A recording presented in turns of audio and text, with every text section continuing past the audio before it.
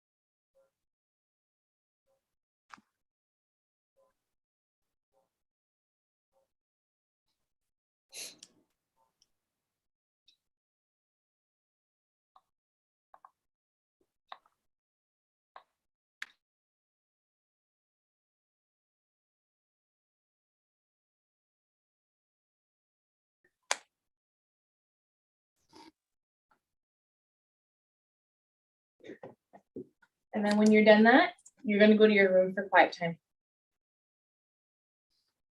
You can get books and look at books or play with your toys that you have in your room. Yeah, that was a completely familiar tone, Director Shannon. I've heard that one too. Yep. Sorry, yeah, everybody heard that. No worries. I started looking for my book, so don't worry about it. Oh, if you see me go off my screen or anything today, it's because I've got both of them home. So that means I don't have to go to the bus stop at 3 o'clock though.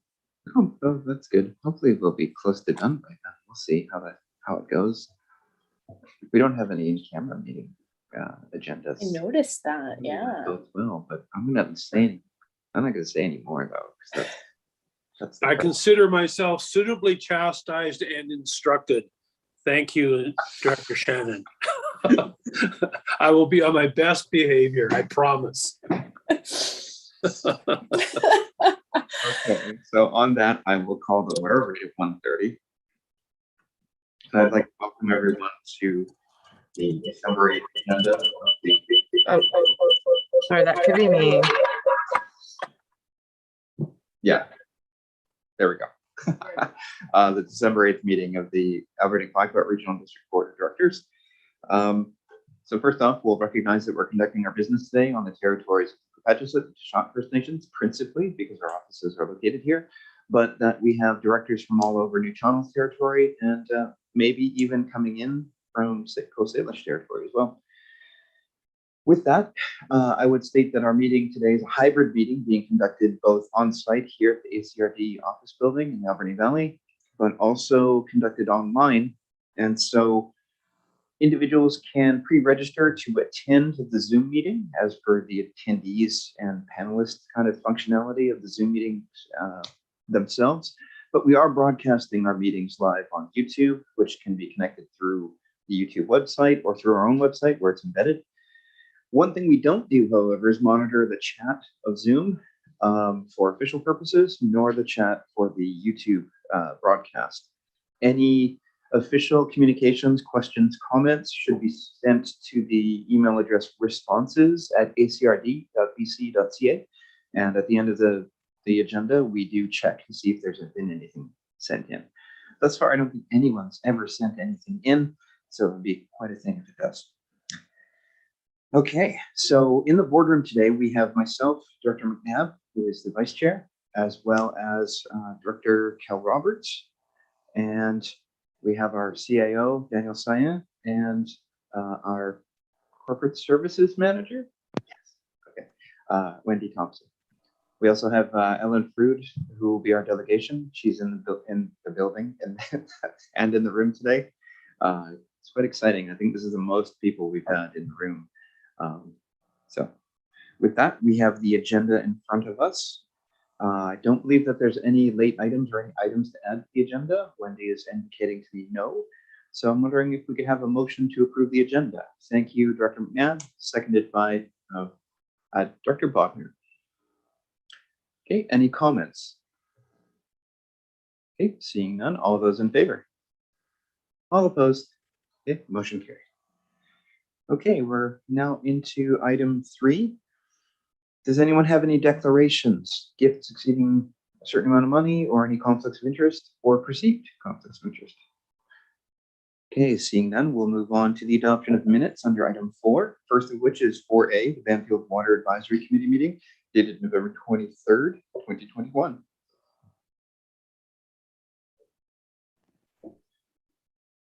Thank you, Director Beckett. You move? Yes, sir. We have a second. Thank you, Director Roberts. Any comments? Seeing none. All those in favor? All opposed? Motion carried. Great. Okay, next up is 4B, the Board of Directors meetings dated November 24th, 2021. We have Director Mcnabb moving adoption, seconded by Director Steer. Any comments, additions? Seeing none, all those in favor? All opposed? Motion carried. All right, I think there's one more left here. That is the Alberni Valley and Banfield Services Committee meeting dated December 1st, 2021. Thank you, Director Mcnabb, seconded by Director Paulson. Okay, any comments? Seeing none, all those in favor? Okay, motion carried. Okay, Kristen, I think you were the one who chatted that your camera doesn't work. That's more than fine. If you use the raise hand functionality, it'll bring your box to the front and it'll be easier for me to see if you need to say anything. If you vote yes, you don't have to do anything. But if you'd like to vote no or have a comment, please use the raise hand function. That'll be fine. Just like on the phone. Okay. So that brings us to petitions, delegations, and presentations. So I think Ellen knows the drill, but we generally do a 10-minute limit for the presentation itself, but not for the questions and answers. If we ever get close to that, I'll hold up 2 fingers or 1 finger to indicate how much time you got left. You don't need to stop when I do that though, because I'll just interrupt you if I want to do that. As well, if we hit the 10-minute mark and it seems like you're still only partway through, I'll probably hit pause and ask the directors if we want to continue. And yes, so with that, I'd like to welcome Ellen Flood from Acrd. And yeah, welcome and thank you. And make sure you, yes. I'm well cued. Ooh, I'm too close by the sounds. Is that okay? Can you hear me? Sounds like what I hear every time when I do a Zoom, without fail, somebody says, "Can you hear me?" I bet you've experienced that. Well, I want to say thank you very much for the opportunity to be here today. I'm always very excited to be in person these days. To see real people and real faces in a room is quite a nice experience. And so I'm thankful for the opportunity to come today in person and see you. To start, I'd like to acknowledge and thank the Regional District for support given through your grant and aid program. We had 2 projects funded. One was changing the lighting in our building to LED, which resulted in energy savings, which is a good thing in this day and age. Excuse me. And secondly, we had our Community Resource Center fully repainted, which was a mammoth job. And we wouldn't have had the funds to do this otherwise had it not been for the grant and aid program. So I thank you for that opportunity. It's wonderful. And for the support you do for all of the community and the many projects. So I'm just coming back from some vacation. I ran into my office this morning and said, what am I going to do? I have to talk. So if I ramble a little bit, bear with me. And I'm going to read. I have no presentation, no pretty pictures. Sorry about that. As many of you can relate to, COVID-19 has brought many changes to our organization, some good and some challenging.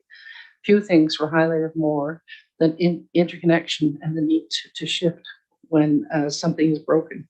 We were shown on a global scale that it's in the interconnectedness of people and issues and of support systems that we may find not only the source of our struggles, but also the solutions. While we and so many in our community work to find meaning in our new and radically altered lives, we are grateful at least that our provincial funding prevailed and allowed us to continue our important work. In late 2020, we were pleased to add a new sexual assault response program excuse me, to our services through funding from EVA BC, again, government funding. And I'll talk a little bit about that in a second. So I'll ask a couple of questions. Have you been cut off from family members, friends, and community supports? Prevented from attending work? Limited to your home? Well, I'll tell you what, these aren't only a list of COVID-19 safety measures, they are also a glimpse into the life of an abusive partner. Stay home and stay safe was the theme for most of us, but for some, staying home has been anything but safe. Around the world, as communities have been on lockdown, intimate partner violence has been on the increase. Here in Port Alberni, the numbers doubled over the previous year as reported by the RCMP to Port Alberni City Council. COVID-19 has been particularly concerning for people who are quarantined at home with an abusive partner, since isolation is a tactic that abusers use to control their victims. Necessary COVID-19 safety measures like stay-at-home orders and social distancing heightened isolation by removing relatives, neighbors, and friends from the survivor support network. We know that when survivors lack resources, it becomes more difficult to leave the relationship. Creating support and connection amidst uncertainty and isolation during the COVID-19 pandemic has required increased awareness and an urgent response. The stress and anxiety associated with the pandemic, along with the isolation that accompanies social distancing, has been triggering and potentially dangerous for survivors. This past couple of years have been about adapting to clients' changing needs and creatively shifting the way we provide services and advocating for changes in the way systems support survivors to ensure people experiencing intimate partner violence can access the safety they need and deserve. We never wavered in our ingenuity and commitment and worked harder and smarter to sustain our high quality services with little to no disruption. The resolve and heart of our team members has been inspiring. The strength and resilience of our clients has been unimaginable. Staff have been compassionate, kind, professional, and dedicated to providing quality service as ACOs continue to navigate a new way of providing services. That includes personal and virtual counseling. We are optimistic about a model that will allow us to continue to build upon the quality and capacity of our programs as we go forward. Our transition house has been a shelter in the storm. Our services for clients in transition house never stopped. We remained open and continued answering calls 24/7. Interestingly, while we knew domestic violence was on the rise, fewer callers than normal were asking for shelter. Rather, they were opting for legal protection over congregate living. Those interested in shelter had questions about how we were keeping the house safe, healthy, and clean. Our building has always been a safe haven with locked doors and surveillance cameras, but the definition of safety broadened to include safety from an unseen virus in communal living with enhanced cleaning measures, as well as masking and social distancing protocols. But despite the complexities experienced in these times, our team has held its resolve and its focus and determination to support people in safe, dignified, and effective ways through our varied models of service.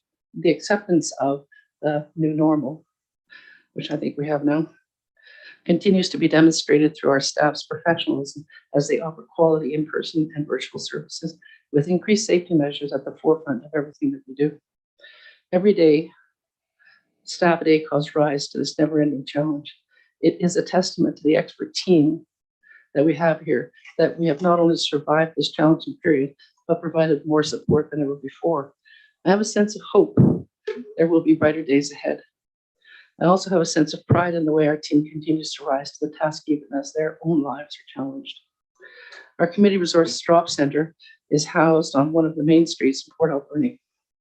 On any given month, there are about 360 visits, helping people in various ways. And there were over 4,000 visits last year alone. Some come to us in distress and in need of immediate assistance. Many are homeless. Some are looking for ways to heal and grow stronger. Some come to us asking for help with obtaining basic hygiene, personal care items, harm reduction supplies. And then others come to us to find community and friendship and support. Other core programs include our community-based victim services, a peace program for children and youth who have been exposed to domestic violence, Stopping the Violence Program, which offers supportive counseling and safety planning for adult women who are currently in or have been involved in abusive relationships, and outreach services and advocacy for women and youth to connect with referrals or provide emotional and crisis supports as required. Looking to the future, this is very exciting. We're in the process of planning in partnership with BC Housing the construction of a 22-unit second stage housing project for women moving forward in their lives. I'm hoping this is going to be taken to Port Alberni City Council for first and second reading next week, which is great. And maybe we'll see a shovel in the ground in the spring of next year. ACOS believes in the strength and equality of women. As an organization committed to responding holistically to the needs of Port Alberni's diverse community, we promote the empowerment and safety of women, children, and youth through high-quality counseling, educations, and support and resource services. It would suffice to say the pandemic has challenged us to work smarter and adapt programs and services to benefit our clients. So I hate reading, by the way. It's really awful. Rather than just talking like, hey, it's sitting around the living room with this fire burning, we all have a cup of coffee. But I want to just talk about something that really means a lot to me. I describe this community as one of many firsts. I say that this is a mighty community. I'm a relative newcomer, and I've been surprised year after year about the strength and perseverance of people and their initiatives. So I see that here. I saw our ambulance workers, for example, being the first to carry and distribute naloxone kits. It's the first for Port Alberni. It was adopted elsewhere. In our PEACE program, which is for children who witness abuse, our counselor had to adapt how she worked with them. Face-to-face is one thing. She uses play therapy. They'd come in, there was a stand tray, they'd use little figures, and they would work through stories. Well, she couldn't do this because she wasn't seeing them face-to-face. So what she did was she created sand play kits about big with little figures, sent them to the home along with a tablet, a tripod, so that it could be set up so the child and their own little play mat that they could sit on. And then she, from her play room, did the same thing using the same kit and worked with kids. This is a first. It's not being done by anybody else anywhere in Canada. Like, how amazing. And, she'll probably publish and create something as precedent for what's being done. So I call these the gifts of COVID. And we realize there are many, many gifts of COVID. Our sexual assault response program, we received funding late 2020. We actually launched the program in July this year. Since then, we've attended 19 calls where we attend the hospital with a forensic nurse and a survivor and help them. We're not guiding the process, we're providing support. And another first for us was being called directly by RCMP and going to the detachment to be with a person who was reporting an assault. So in the previous year, the forensic nurse had 9 calls. And because we're offering support, in less than half a year, we've doubled that number of calls and increased that support to the community. So we're building on strengths, building on probes, and building on services. 2 minutes. I hate that. I'm actually finished.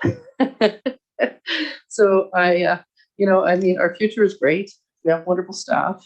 We have the support from the district and the city and many other people. And for that, we're very thankful. And could welcome any questions about programs and services. All right. Thank you very much, Ellen. So questions and comments? I have Dr. Cote. Please go ahead. Thank you. Thank you, Ellen, for coming to the board and reporting out the amazing work that you're doing, partly through the support of the ACRD.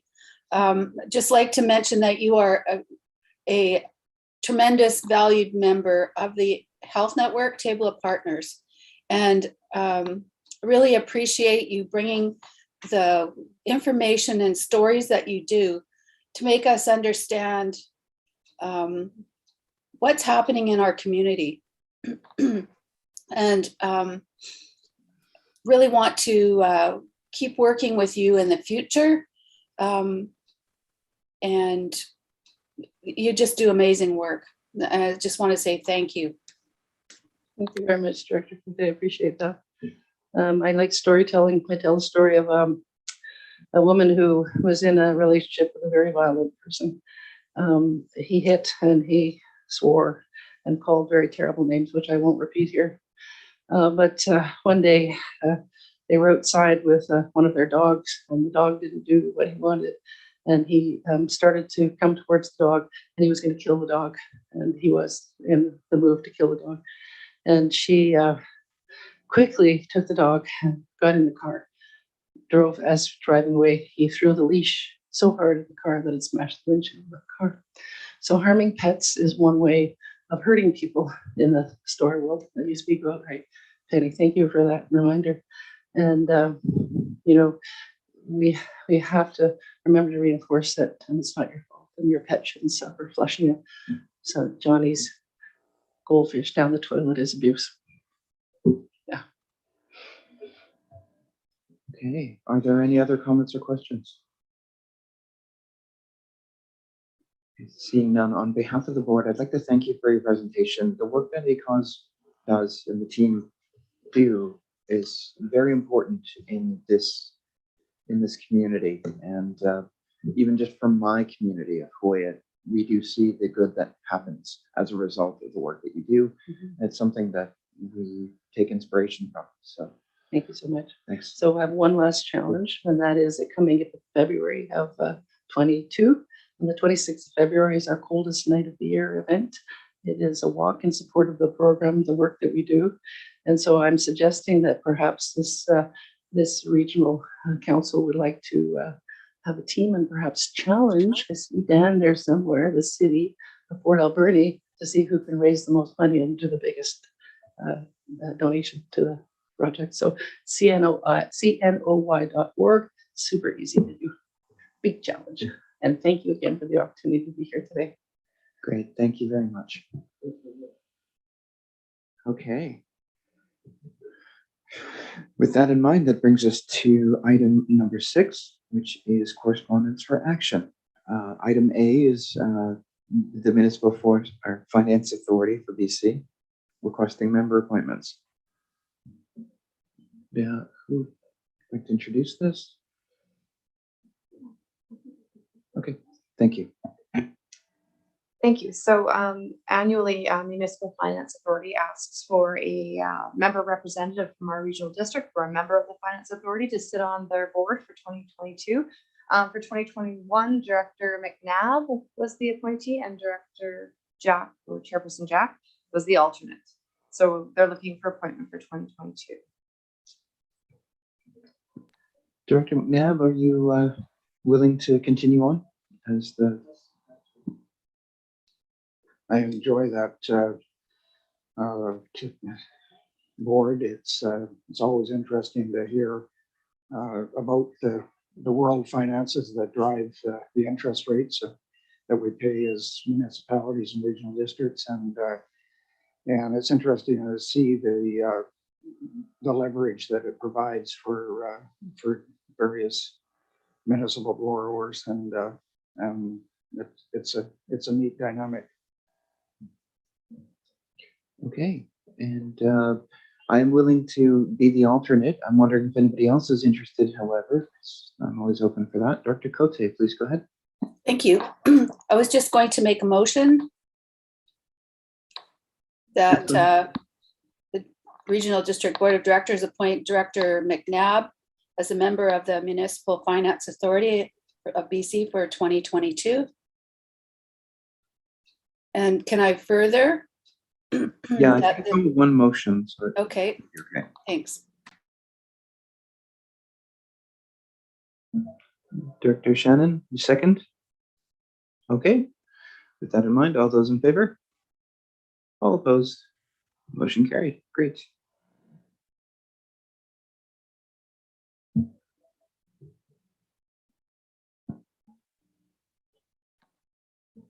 I would like to move that we appoint Director Jack as alternate. Thank you. Do we have a seconder? Thank you, Director Paulson. Okay. Any comments? Mine is, are you sure? Okay. All those in favor? All opposed? Motion carried. Thank you. All right, that brings us to item 7, which is correspondence for information. We normally just do a motion to receive all the correspondence for information, but we do give a chance for anyone to pull anything out. Would anyone like to pull anything out? Dr. Cote, please go ahead. Thank you. The Central Forest, West Coast Forest Society, doing the cleanup.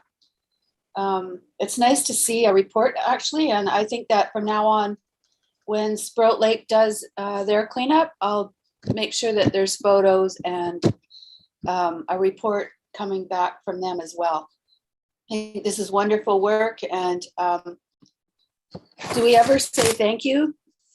Send letters of thanks, or could we do that? Yeah, we could do that right after we receive the information report. Thank you. Would anyone else like to pull anything out of the correspondence for information? Okay. So seeing none, if we could have a motion to receive. Oh, I have another, just there's the important changes to your liability and property coverage from the Municipal Insurance Association. It's quite relevant to in today's COVID and disastrous times that communities have been seeing. I don't think there really are Alberni Clay Pot region district saw too much of the flooding. I think damage was minimal from what I understand, but just want to say that the MIA is on top of everything and very supportive to those communities that have been damaged by fire and flood this year, and really reach out. They have a wonderful set of tools in their toolbox. They have webinars. If anybody's interested, please check out their website. They have a multiple listings of webinars that cover so many different aspects of our insurance that we are a member of. And I see now that there's extra insurance to make sure that our firefighters, first responders are covered. So just wanted to point that out. Thanks. Thank you, Director Cote. Director Shannon, you had a comment as well? Thank you. I was just going to ask if with these changes from MIA of BC, if that's going to affect our rates or costs as the regional district. Okay. I can answer. I was I'm on the executive for MIA, and we looked at the costs. There will be an increase next year, but we had just secured a lot of our rates for our reinsurers because we pool. So we won't see anything this year, but next year there will be an increase. Other providers are increasing up to 20% and more. We're not anywhere near that. We won't be. We get great value from MIA. Very good value. Oh, that's great to hear. Thank you, Director Cote. Okay, are there any other comments or questions? Dr. Paulson, please go ahead. Just a really quick comment on the legislative amendments of Bill 26. Anytime I see the word streamline in bureaucracy, I'm all for that. Streamlining housing apps and also modernizing the public notice processes. I think that our staff and our elected officials all look forward to some of those changes, no matter how efficient that moves us in the future. So yeah, I just thought I'd bring that up. I think our province is looking at those things, and it's a good thing. So kudos. Would you like to move to receive the correspondence for information as well, Dr. Paulson? So moved. All right, thank you. Do we have a seconder? Thank you, Dr. Shannon. Okay, with that in mind, all those in favor? All opposed? Motion carried. Great. Okay, Director Cote, do you want to move to send the thank you note to? Yes, I would. I'd like to, So to the, I lost I think my agenda. Director page Roberts here. has Okay, saved both it's of us. West Coast, Central West Coast Forest Society for their efforts in cleanup. Thank you. Thank you, Director Cote, seconded by Director Roberts. And any further comments? Seeing none, all those in favor? All opposed? Okay, motion carried. Okay, that brings us to item 8A, which is a request for decisions and bylaws regarding the revenue anticipation borrowing bylaw F1154. This sounds like something Terry would do, but Director Mcnabb has. Please go ahead. So, Mr. Chair, I would move that the Albany Clayoquot Regional District Board of Directors give first reading to bylaw cited as revenue anticipation and borrowing bylaw number F1154, 2022. Thank you. Do we have a seconder? Thank you, Director Steer. Oh, we're on it today. It's awesome. Okay. Any comments? No, sorry. Please go ahead. No, I'm voting. Oh, you're voting. Okay. Okay. Seeing no comments, all those in favor? All opposed? Motion carried. And I move second reading. Thank you. Do we have a seconder? Thank you, Director Steer. Any comments? Seeing none, all those in favor? All opposed? Motion carried. And I move third reading. Seconded. All right, moved and seconded by Director Roberts. Any comments? Director Cote, please go ahead. Thank you. Just to staff through the chair, I'm just wondering if there's anything that's outstanding that this borrowing will be covering. We usually do this annually, but I'm just wondering if there's anything that at present staff are identifying as red. Daniel or Terry? Yeah, I can answer this. So there's nothing outstanding. We actually, with the exception of credit cards, which actually is also kind of considered under this bylaw, we did not use this revenue anticipation borrowing at all in 2021. I'm not sure about 2022 yet. It'll just depend on where the work plan lands with our major projects. That's basically the only time we use it. So it will be in place now for next year. Thank you. Great. Any further comments or questions? Seeing none, this is for third reading. All those in favor? All opposed? Okay, motion carried. Mr. Chair, I move that the Albany Clayoquot Regional District Board of Directors adopt bylaw cited as revenue anticipation borrowing bylaw number F1154, 2022. Thank you. Do we have a seconder? Director Shannon. Thank you. Any final comments? Seeing none, all those in favor? All opposed? Motion carried. Great. That brings us to item B, which is a provincial COVID restart grant application. Please go ahead, Carrie. Sure. So we brought back earlier this fall the restart allocation of the remaining amounts, which we need to do by the board by the end of this year. And at that time, there was some discussion about the health network and whether they had any impacts due to COVID. I spoke with coordinator Marcy, and although there was a lot of pivoting and moving to electronic, just as we are doing today, there was no really extra costs or additional work that was provided because of COVID. So staff have gone back to our original recommendation of allocating this $10,000 towards more parks projects. And happy to answer any questions. Great, thank you. Any comments or questions? Mr. Chair, I'd move that the Albany Clayoquot Regional District Board of Directors approve allocation of remaining COVID-19 restart funds as follows. Want to read that out? No, I think it's pretty straightforward. That should be enough. Do we have a seconder? And then we'll go right to Director Cote. Thank you, Director Paulson. Director Cote, please go ahead. Thank you. I'd just like to say thank you to staff for looking into possible funding to the health network. As was the, we can see the value that's coming from the health network by the report today from Ellen Frood. They do wonderful work networking and really want to make sure that their continued support happens beyond the current contracts and the renewed contracts. So thank you for looking into that. Okay, thank you for that. Are there any other comments? Seeing none, all those in favor? All opposed? Motion carried.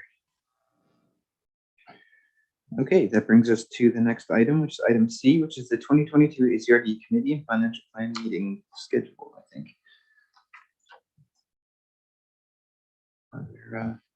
Someone like to introduce this? I mean, it's pretty straightforward. Please go ahead. Thank you. So prior to January 15th of each year, the Board of Directors establishes the meeting schedule for that year for our regular board meetings, hospital district meetings, our main standing committees, which is Alberni Valley and Banfield, West Coast Committee, and the Electoral Area Directors Committee, as well as Committee of the Whole meetings. And we also identified the financial planning meetings. Once approved, this meeting schedule will be posted in our office and on our website. And these meetings are confirmed each month. As meetings often change or additional meetings are added. So it's attached for consideration. All right, thank you, Wendy. Dr. Steer, please go ahead. Yeah, I'm not sure if this would be the appropriate time in terms of the consideration of the board. And in general, the question is if there's ever been historically looking at the timing of the board meetings from the 1:30 time slot to possibly later in the afternoon. And the reason I suggest this is twofold. One, for many that have full-time jobs, sometimes that midday scheduling is very tough to attend. And second, in terms of public participation, the ability for many in the public to come in to our meetings at those midday time periods, especially when many do have full-time jobs, makes it more difficult for the public to access these types of meetings. It was just a consideration. We moved at the District of Tofino to afternoon meetings, and we saw an increase in public participation at those meetings. And second, it also had the peripheral benefit of, during the last election cycle, to encourage, let's say, a broader diversity of potential people that would run in the election cycle to participate in that process. And I do recognize that, those later time periods, especially with the length of time that the meetings do come forward, that they can run into those later afternoons and into early evening. And that does have a fatigue factor, especially for staff who've been there all day. So I do recognize that. And I just was wondering if that could be a consideration in terms of a change of time. And it's open just for discussion, and I'm not expecting any major decisions. Thank you. Thank you, Dr. Steer. Perhaps we could have staff roll that around for a bit and then maybe present something back for analysis. There may be some instances where there are good opportunities for increased public engagement. I'd have to run by any scheduling after work hours to my wife as well to see if that even works for us. But we'll see. Dr. Cole, you're up next. Hi, I would just like to add that just the information that you clued, we did when we first came on council, we did bump our start times back for the council meetings to, I think we did 3 and then 3:30, and now we recently have changed for next year to 1600, so to 4 p.m. Just as a piece of information out there for the same reasons. It's not as ideal for staff though, running in later on in the day, but it's certainly sort of helped with council. The day goes by quickly, even at 3:30, much less 1:30, 13:30. Okay, thank you for that. Dr. Mcnabb, please go ahead. So, it might be a good thing to look at because some of us wouldn't be quite so grouchy because we could have an afternoon nap.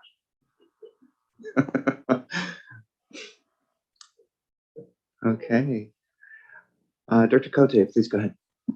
Thank you. I think that the time that the 1:30 start time was brought into effect because of West Coast directors coming from the West Coast. It still allowed them enough time to get here and still to get back to the West Coast. If you start your meeting at 3:30 or 4, that runs into late evenings, especially in face-to-face meetings. So that was definitely a consideration when we switched to 1:30.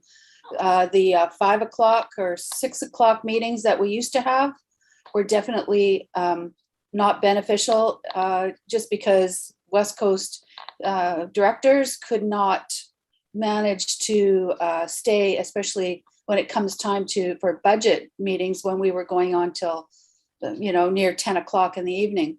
So our meetings are long, and I want to make sure that we have enough time to have a fulsome discussion on at our meetings, rather than rush them through because we want to get done for dinner or whatever. Personally, I think that the 1:30 time frame is really good. We do have the opportunity for people to phone in now with a hybrid model, and it's better timing for staff. It's just my opinion. Thank you. Thank you, Director Cote. I did have Dr. McCarthy before Dr. Steer. Yes, thank you, Mr. Chair. I'm just thinking, I know a couple of years ago, prior to the COVID, that we had, or at least I had been talking about requesting to look for a change for an earlier set time. I understand the concerns of the other directors, but at the same time, I know that if, like it's been said, if we go till 4:30 and our meetings have gone such a long time to that date, but that's us driving home from the West Coast to the West Coast from there. And I know on several occasions there have been a heavy snow and also a lot of rain. And so that would be my concern getting home. I think the latest I ever got home was like 6:30 at night. So I don't know about a meeting, a later meeting than that. So thank you. Thank you. I have Director Steer and then Director Mcnabb. Yeah, thank you. And I did recognize the importance from the West Coast perspective of traveling back and forth to those meetings. And I had with former Director Osborne those discussions.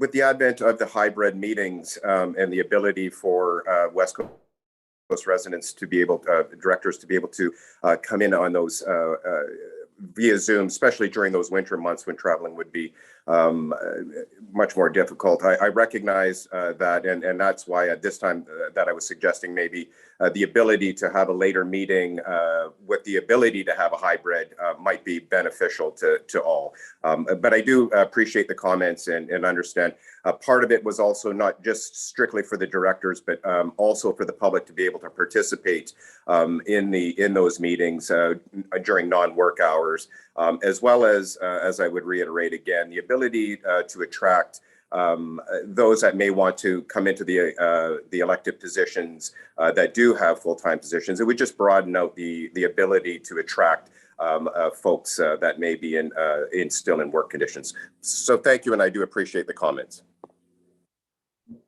Great, thank you. I have Director Mcnabb up next.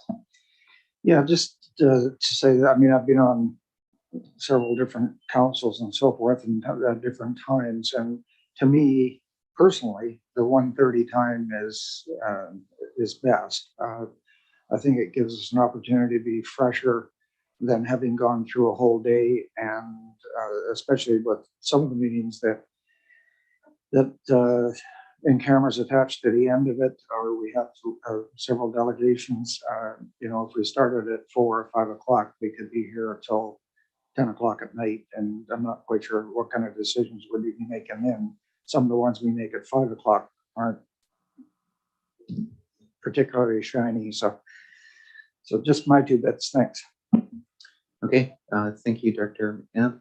So I think what we'll do is we'll just let staff take this as a direction to see if there are instances where we could interface with the public in better ways. And I think that was one of the main points that you were making, Director Steer, is that getting more engagement with the public. And then when we're coming up on the election, maybe think about the types of things we'd like to communicate in regards to changes in how we govern ourselves from that perspective. I think there's a lot of things involved there, especially given the demographics and your general kind of thing. So I think those points are taken very well. I would just suggest perhaps we all pay attention to the Local Government Leadership Academy's forum coming up. Some of the stuff we'll be covering there. So with that, I think that's that. So was it moved in second? Nope. Could we get Dr. Shannon, please go ahead. Thank you. I'm happy to move, but I had a question too, and this is just for my own knowledge. We're just looking at, because it's election year coming up, and there's only the one meeting in October, and this is just for my clarification. There's only one because the election would be before the second meeting, and it would be too soon to have the new board in at that point. I believe it's legislative, so yes, but Wendy will correct me if I'm wrong. Yes, that is correct. So October 15th is election day, and so a meeting after that, the election will have happened, but new directors aren't sworn into the first meeting in November. So that's why we're just having the one. Thank you. You're welcome. Okay, so we have Director Shannon moving. Do we have a seconder? Thank you, Director Mcnabb. Okay, any further comments? Seeing none. All those in favor? All opposed? Motion carried. Thank you. That brings us to item D, which is the bylaw 837-1, Banfield Water System, Local Service Conversion and Establishment Amendment. I don't know who's speaking to this. Oh, Eddie is online, so just let him. I was actually I'll speak to the boundary extension, the bylaw, and then Eddie will answer any questions regarding the connection of this property. Okay. So the regional district received a petition from the property owners of Burt's Island in Banfield requesting to join the Banfield water system. The Banfield Water Committee met on November 23rd and considered this request and passed a resolution recommending that the board allow this expansion to include this property. So in order for us to add Burt's Island to the service area, we require to do an amendment to the service area establishment bylaw. So I've got this presented with them included for consideration of 3 readings today. Prior to adoption, the director or participating directors of the service must consent. Director Beckett has consented to the adoption of this bylaw. So we would bring this bylaw back for consideration of adoption in January. So it's presented for consideration of 3 readings. And if there's any questions on the connection part of it, Eddie can speak to that. Great, thank you. So Dr. Beckett, do you want to start with the motions and then we can have discussion coming from that? Thank you, Mr. Chair. I would make the motion that the Alberni Clayoquot Regional District Board of Directors gives first reading to bylaw 837-1 Banfield Water System Local Service Conversion and Establishment Amendment 2021. Thank you. Do we have a second? Thank you, Director Mcnabb. Okay, and comments. So from now on, you can just say second or third reading, Dr. Beckett. Are there any comments or questions? Director Cote, please go ahead. Thank you. So this is an island. Is there a water? Is it going to be extensive? Will the water connection be out in the water or from the land on one side or the other? Thanks. Thank you, Director Cote. The water connection will be coming off the existing connection at the end of South Banfield past Burlow Island over to, Burt's Island. There's 2 islands there, Burt's and Burlow, and they get mixed up. So it'll be going past Burlow Island over to Burt.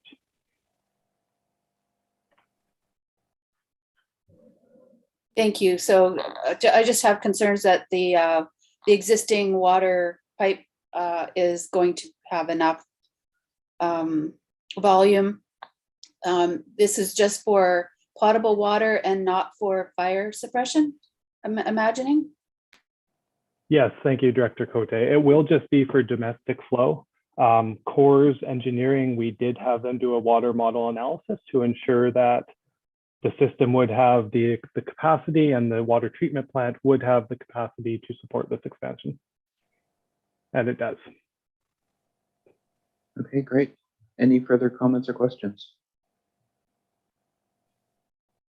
Okay, seeing none. All those in favor? All opposed? Motion carried. Mr. Chair, move second reading. Thank you, Dr. Beckett. Do we have a seconder? Thank you, Dr. Roberts. Comments? Seeing none, all those in favor? Motion carried. Mr. Chair, move third reading.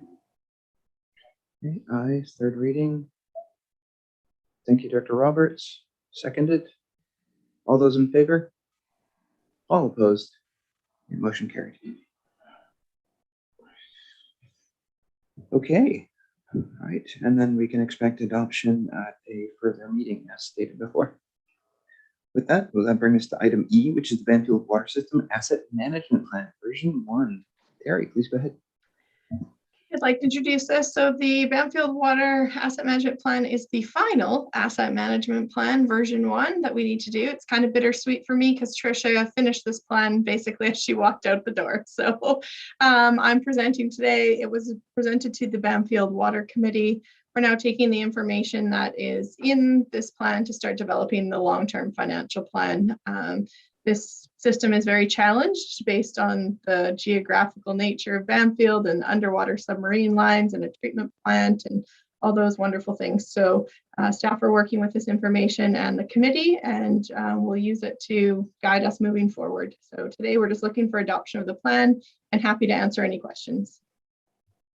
Thank you.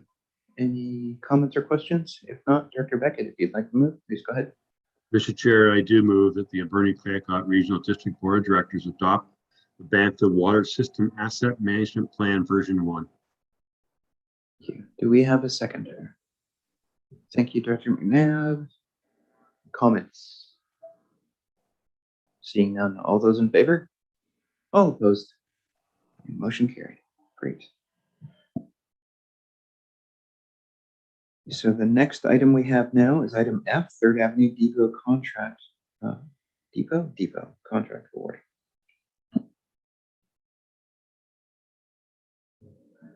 Paulo, please go ahead. Thank you, Chair. Through you to the members of the board. So this is a contract award for the Third Avenue Recycling Depot here. As you know, we've expired the contract there, and we're undergoing the interim phase right now for these 2 months.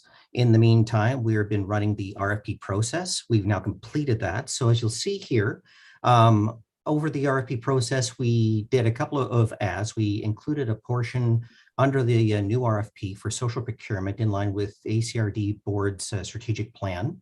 And we also were looking for an estimate on being able to work with and develop with a contractor an on-site restore. Concept is fairly similar to where you see in other jurisdictions. Essentially, gently used building material, other household products will be accepted by donation from customers, then resold to other community members in need of those products. And that's something that we looked at a while back because there is space in the Third Avenue Depot to develop something like this. So those were a couple of the new pieces here. Out of the RFP process, we had 2 bidders come back in.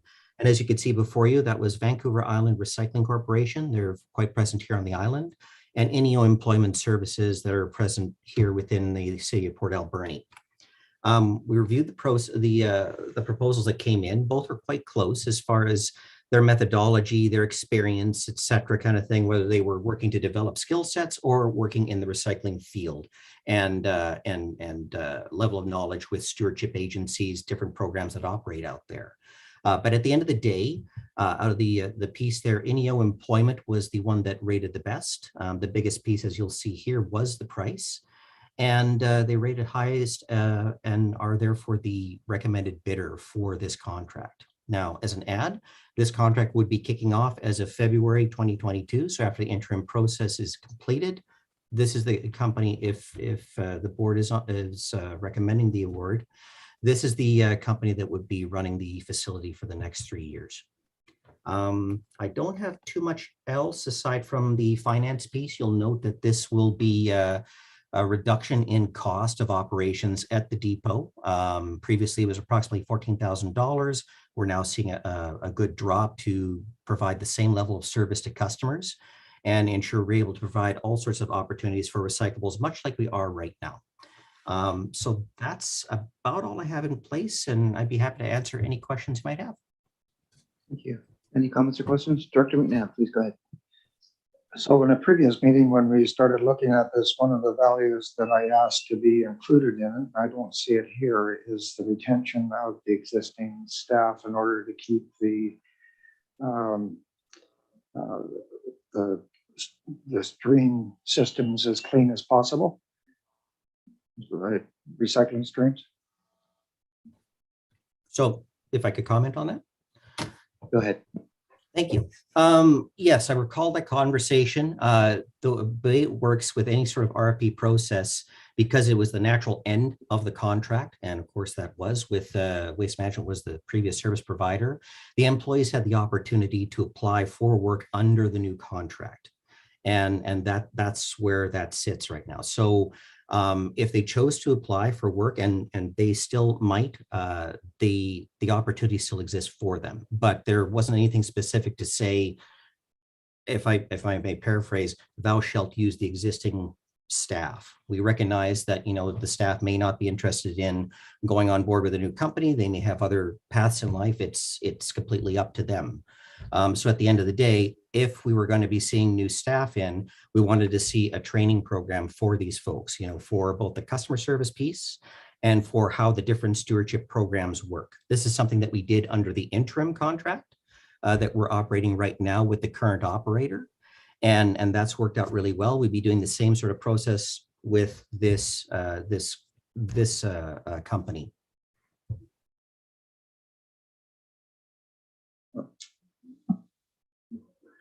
All right, thank you. Director Cote, please go ahead. Thank you. In this report, it talks about development and operate restore on the property. Is that part of this contract, or that would be a separate business, I guess? And I'm just wondering if that would be, it sounds like it would be in the facility. So we would provide the facility. Would there be rental on that, or I'm not quite sure how that would work? Thanks. Go ahead. Thank you, Director Cote. No, that's a great question. That is the point of this development process. So once we have the contractor in place, the prime contractor, we'd be working with them to develop that restore concept, what that's going to look like, because it's got to fit for that facility there. And we know we have the space, we have ideas of how we want to see it run, but we need to work with the contractor to be able to make that happen. And we'd be fleshing out all of those details, including rental space and all those sorts of pieces. We were provided with a bare estimate on what it might look like for operational costs, but that's something that we would still be bringing back to the board to decide if we move forward as is, or if we change directions on what the restore looks like. But that plan has to come at a later date during the term of this contract, if that makes sense. Director Cote. Follow up, please. Yes, go ahead, and then we'll go to Director Bott. So does this plan also include the makerspace? That was the project that was presented to the board last year, I guess, earlier this year. Thanks. Thank you, Director Cote. No, the makerspace is a separate entity that'll be operating out of that. It's not part of the scope of this contract. Okay, thank you. Director Bodner, please go ahead. Thank you. Yes, the other question I was going to ask was, when do you see this happening? When do you see this being in operation? The restore itself, Director? Yes. Ideally, we'd like to see it in operation by the end of next year. But again, we've got to flesh all of that out. It might be a fairly simple process here, but we want to make sure we have everything in line. And we have to see if we need to add any infrastructure, shelving and things like that, which are some of the things we saw identified in the proposals as well. So that's going to have to be fleshed out. Our hope is to bring back a follow-up on the plan sometime during mid-year to say, here's what we think it looks like, so that people have a good idea of what the framework is going to be when we go forward. And then that will solidify our timelines going forward. Thank you. And how many more employees do you plan on having to hire? It could be 1 to 2 employees. It may be more. Right now, based on the estimate, they're looking at a couple of staff. But hours, et cetera, again, that's got to be fleshed out. Okay. Thank you. You bet. Great. Oh, Director Cote, please go ahead. Thanks. So I just have bells ringing right now. Hiring a couple of employees, that would be up to the contractor, not the regional district, as I am taking it, because we don't want to own this business. Just provide a space. Am I correct? That is correct, Director. Absolutely, yes. And I'm sorry, I miss when I hear employees similar to me, but yes, that would be third-party contract through this group, and they would be hiring the employees to operate that. But the question around how many would be operating it specifically on site in that restore, don't know.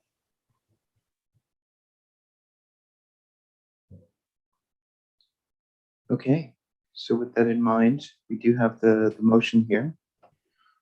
Are there any comments or questions or motions? Do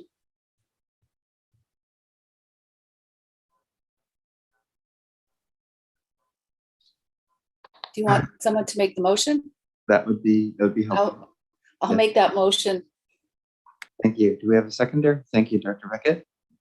Any further comments or questions? Okay, seeing none. All those in favor? All opposed? Motion carried. Thank you. All right, that brings us to item G, which is the, this is the utility truck purchase, the Beaver Creek Water Service. Eddie, please go ahead. Yes, thank you, Chair. So at the October 13th board meeting, we put forth the resolution to amend the financial plan for the purchase of a third vehicle for the Beaver Creek Water System. We put out an RFP November 1st that closed November 15th, and we received just 2 bids for that. Of the 2 bids, Steve Marshall Ford was identified as the lowest price. All other items with the bids were equal, so it did just come down to that cost. The initial bid was $54,824, excluding tax. Once they were identified as the lead proponent, we did negotiate with them, and the price was brought down to $52,164 plus taxes for a total of $55,815.48. Delivery of the vehicles currently is estimated at 3 to 6 months. That's subject, of course, to factory delays, because we all know how that's going right now. I know the price is a little bit higher than the 2020 purchase of the truck, but that's indicative of the current market. When we're talking about factory rebates and supply and demand, there just isn't as big an incentive to reduce those prices. So we are asking for the approval for this purchase. Other options that could be considered could be to delay this further into 2022. Of course, with doing that, we don't know that we will receive more bids or that the bid prices of the trucks will go down as compared to continuing to rise. And then we do have the additional concern of the additional time with staff safety, and not having the third vehicle present will ensure that our workers are continuing to have to do the manual lifting. Any questions? Director Mcnabb, please go ahead, and then Director Cote. So one of the questions I have is about the Tommy Gate. Does this include the Tommy Gate? No, this does not include the price of the Tommy Gate, Director Mcnabb. Thank you. Wow.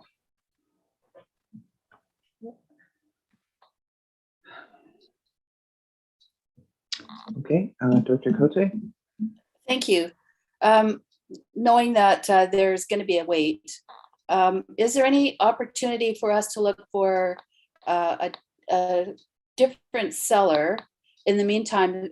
Say there's an opportunity to buy a 2021 truck that's somebody's not, their company is closed, and we might have the opportunity to purchase that. If we approve this, are we locked in and not have the ability to possibly do get a better opportunity in the meantime? Thanks. Thank you, Director Cote. I'm actually unsure. I think staff could take that back and see if, if we did agree with this purchase price, and while we're waiting for 3 to 6 months, if we have the opportunity for a cheaper purchase, staff could investigate that option. I'd really like to see that happen, to be able to actually go ahead and order this truck, but if by chance there is a sale of a appropriate truck in the meantime, if we could buy it. Thanks.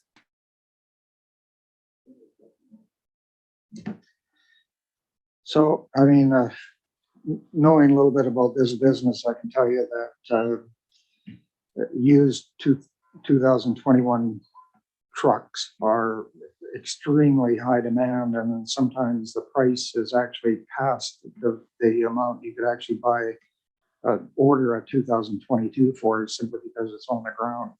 Most of the used trucks in the British Columbia market are going to the US, and the recent flooding, according to ICBC, took 10,000 vehicles with it, and therefore it's going to create extra pressure on the market. And that area was heavily industrial and pickup trucks and that sort of thing. So it's going to raise the price of a used truck substantially. I don't see us replacing this truck with a used, late model used one for much less than what we're looking at for a new one. So I'm disappointed a little bit, because knowing that we're coming from a truck that was a less than a half-ton capability and going to a truck that is a 1-ton capability is a stretch. I think a 3/4-ton truck would have done just fine, especially including having a Tommy gate on it.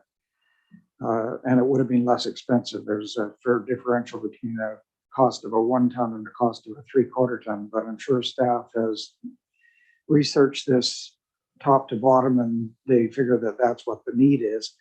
The one thing on this that I saw in some of the verbiage on it was that the Ranger truck that we currently have, the 2011 Ranger truck, has no value, let alone no value internally. But I can tell you that that truck is worth, as actual cash value, I haven't looked at it, I haven't appraised it, but it's worth between $5,000 and $10,000 in actual cash value.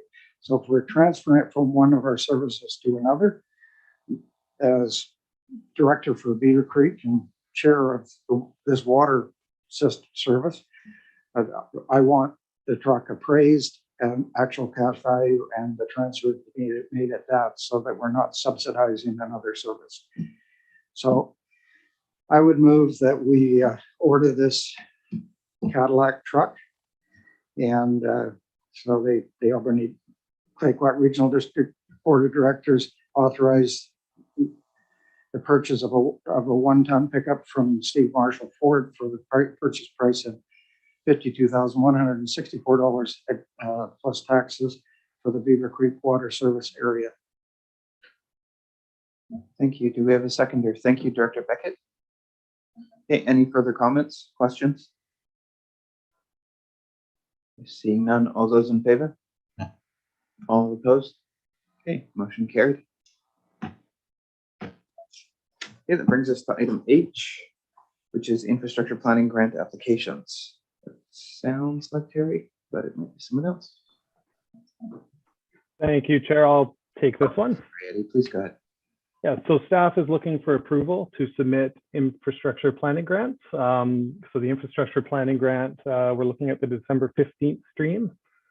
Infrastructure planning grants are available to help with asset management plans, integrated stormwater management plans, water master plans, and then liquid waste master management plans typically. So staff is looking to submit these grant applications for a log train trail park management plan, a Franklin Bridge detailed design plan, a Banfield development cost charge review, and a Banfield liquid waste management plan. The grant funding is a maximum of $10,000.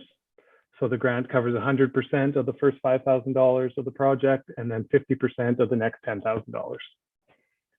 Any questions? Director Beckett, go ahead. I'd like to second that, or sorry, I'd like to move that motion, sir. Do you want me to read that out? Yeah, we should do that.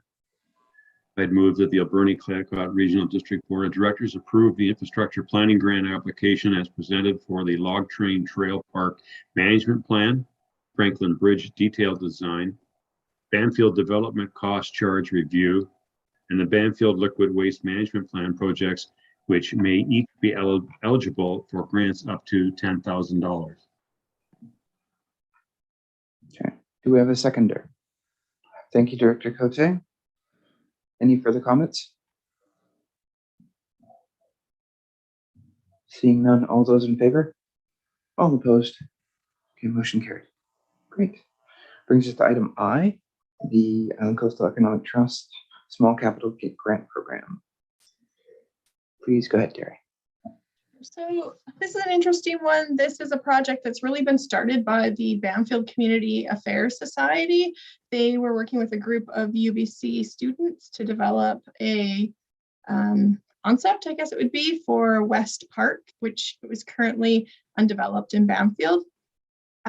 So they have found this money through ICE-T, which is a little bit different than the normal stream of money, and are wanting to submit a grant application for infrastructure that will then be built on our park's land. So staff met with them and have decided that it's best if this application comes through the regional district.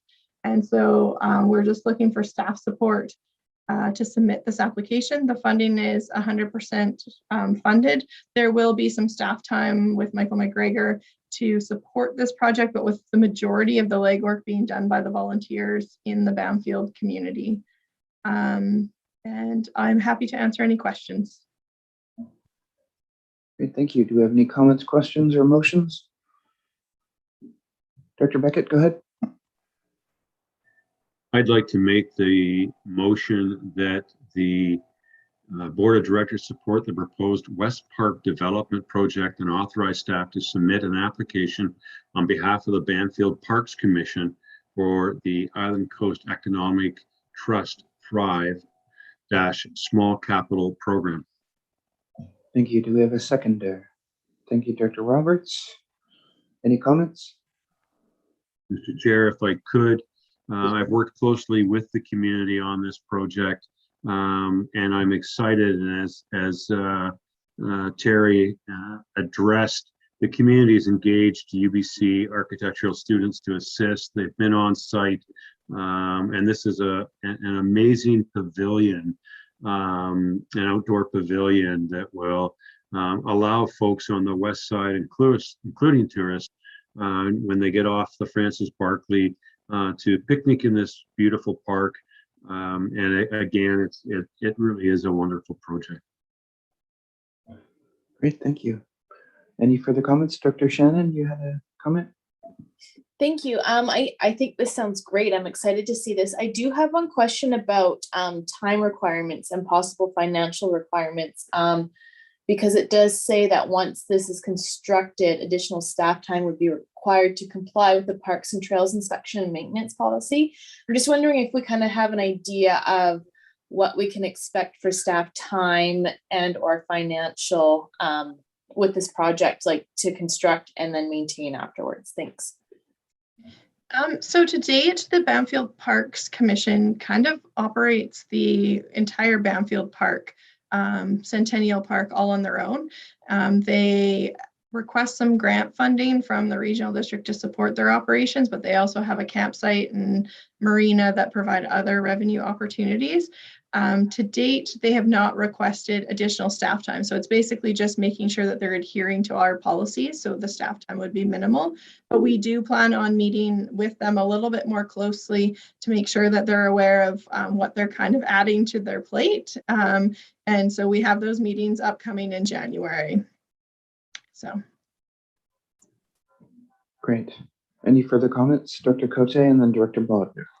Thank you. I love this idea, and I love that the Banfield Parks are running it. I'm just looking at the design. It looks like plastic on some walls. So is there future plans to enclose it, or just wondering? Seems open to the elements a little bit, so. I think that's what the concept they're looking for, but maybe Director Beckett has a little bit more to add. No, it's not intended to enclose it. From my understanding, It's simply to, shelter for picnics and get out of the sun on those beautiful summer days. Nice. I love it. Okay, Dr. Bodnar, please go ahead. Thank you. Yes, I think this is quite exciting too, to see this happening in Banfield. I'm just wondering, is this area big enough that you see have the potential for being a campground as well in the future? I don't think that's their long-term plan. I think they do want to provide amenities. Their campground right now is located in East Banfield, so I think that's where they're going to keep that sort of activity. But this West Park has really been just an empty field, and so this will give them kind of an anchor there. And then I think they have some like natural playground looking concepts to kind of add over time to kind of develop more of a gathering place. So it's really just been a pivot of their attention, I would say, with the Banfield Parks Commission, and this is kind of the first big piece that they feel would help them start to that development. Great, thanks. I think it's wonderful. Wrong one, sorry. Okay, are there any further comments or questions? Seeing none, all those in favor? All opposed? Motion carried. Okay, item J, we have the City Residential Three-Stream Collection Services Agreement. Okay, please go ahead, Paula. Thank you, Mr. Chair. Through you to the board. So as you know, we've been going through the transition process for Three-Stream with the City of Port Alberni, recycling, organics, garbage, all of that. So we are operating right now within the transition agreement that we have from, September going up to the end of this year. And then what happens then is this recommendation you see here is for the agreement for the next 2 years. For the next 2 years, going from January 1st, 2022, December 31st, 2023. Now, what that is about is we're providing the same sorts of services as well as the city as far as continuing the Three-Stream program. What happens then is that the city is continuing to run the collection service, and in return, the regional district is providing education services, periodic bin audits, et cetera, and continue to work through the whole logistic piece with the city. The date was picked because it's going to be coinciding with the termination or the natural end of the Recycle BC contract that the regional district has. So what happens then is the recycling, there will be a separate recycling contract between the city of Port Alberni and Recycle BC at the end of 2023. So some of the highlights in here. He talked a little bit about the financial. As you know, approximately 6,700 households within the city of Port Alberni are getting, there's a payment equivalent there for approximately $18,000, $19,000, as we reviewed in the previous report. With the changeover, what happens now is the curbside material is coming steadily over to the Alberni Valley landfill.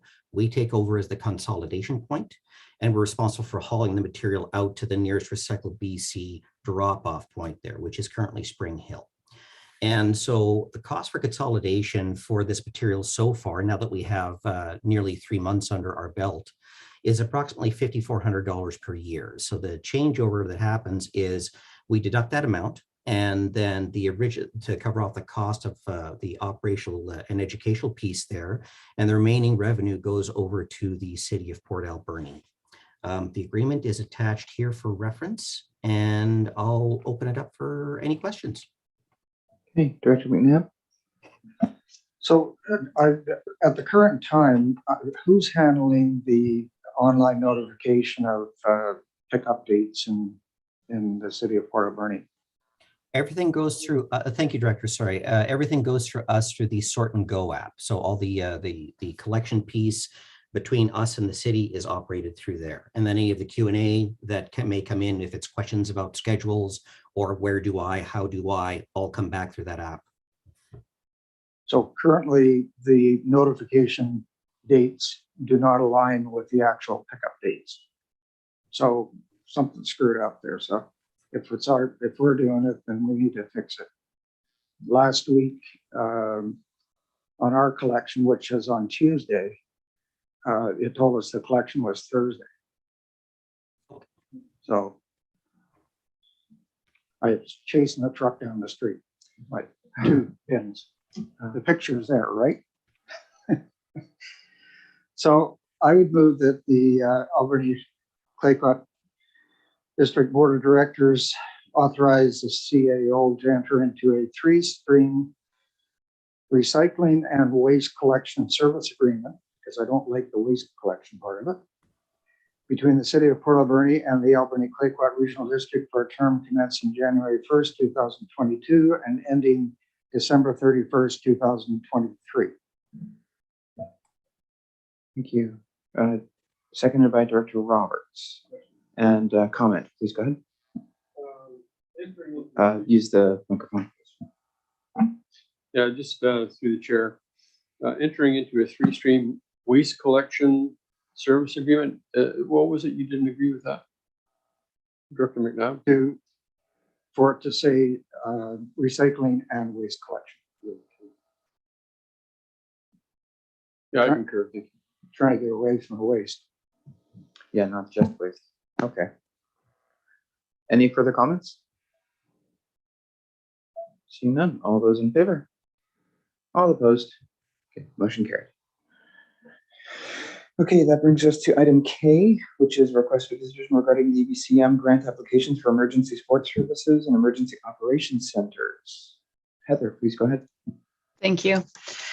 So the report in front of you today requests 2 resolutions from the board to make applications to UBCM for 2 grant opportunities. One is for emergency support services, and the second one is for emergency operations center supplies and training. Each grant provides for up to $25,000. It's 100% funding, so no matching funds are required. This year, we are going to focus on training opportunities for Banfield here in the Alberni Valley, and then hopefully partnering with the District of Ucluelet and the District of Tofino on a West Coast exercise. So really in the past, we've been quite successful in these grants. We feel like we're well set up with supplies, and we just want to focus on training for the coming year. Great, thank you. And there appear to be 2 separate motions here. Director Cote, please go ahead. And then Director Roberts. Thank you. Just a question through the chair. So ESS recruitment and retention activities.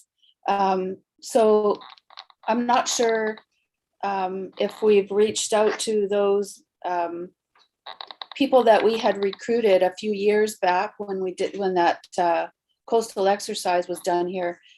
There was a few people in my area that were trained, and I don't think that they've ever been approached with this new activity with emergency planning.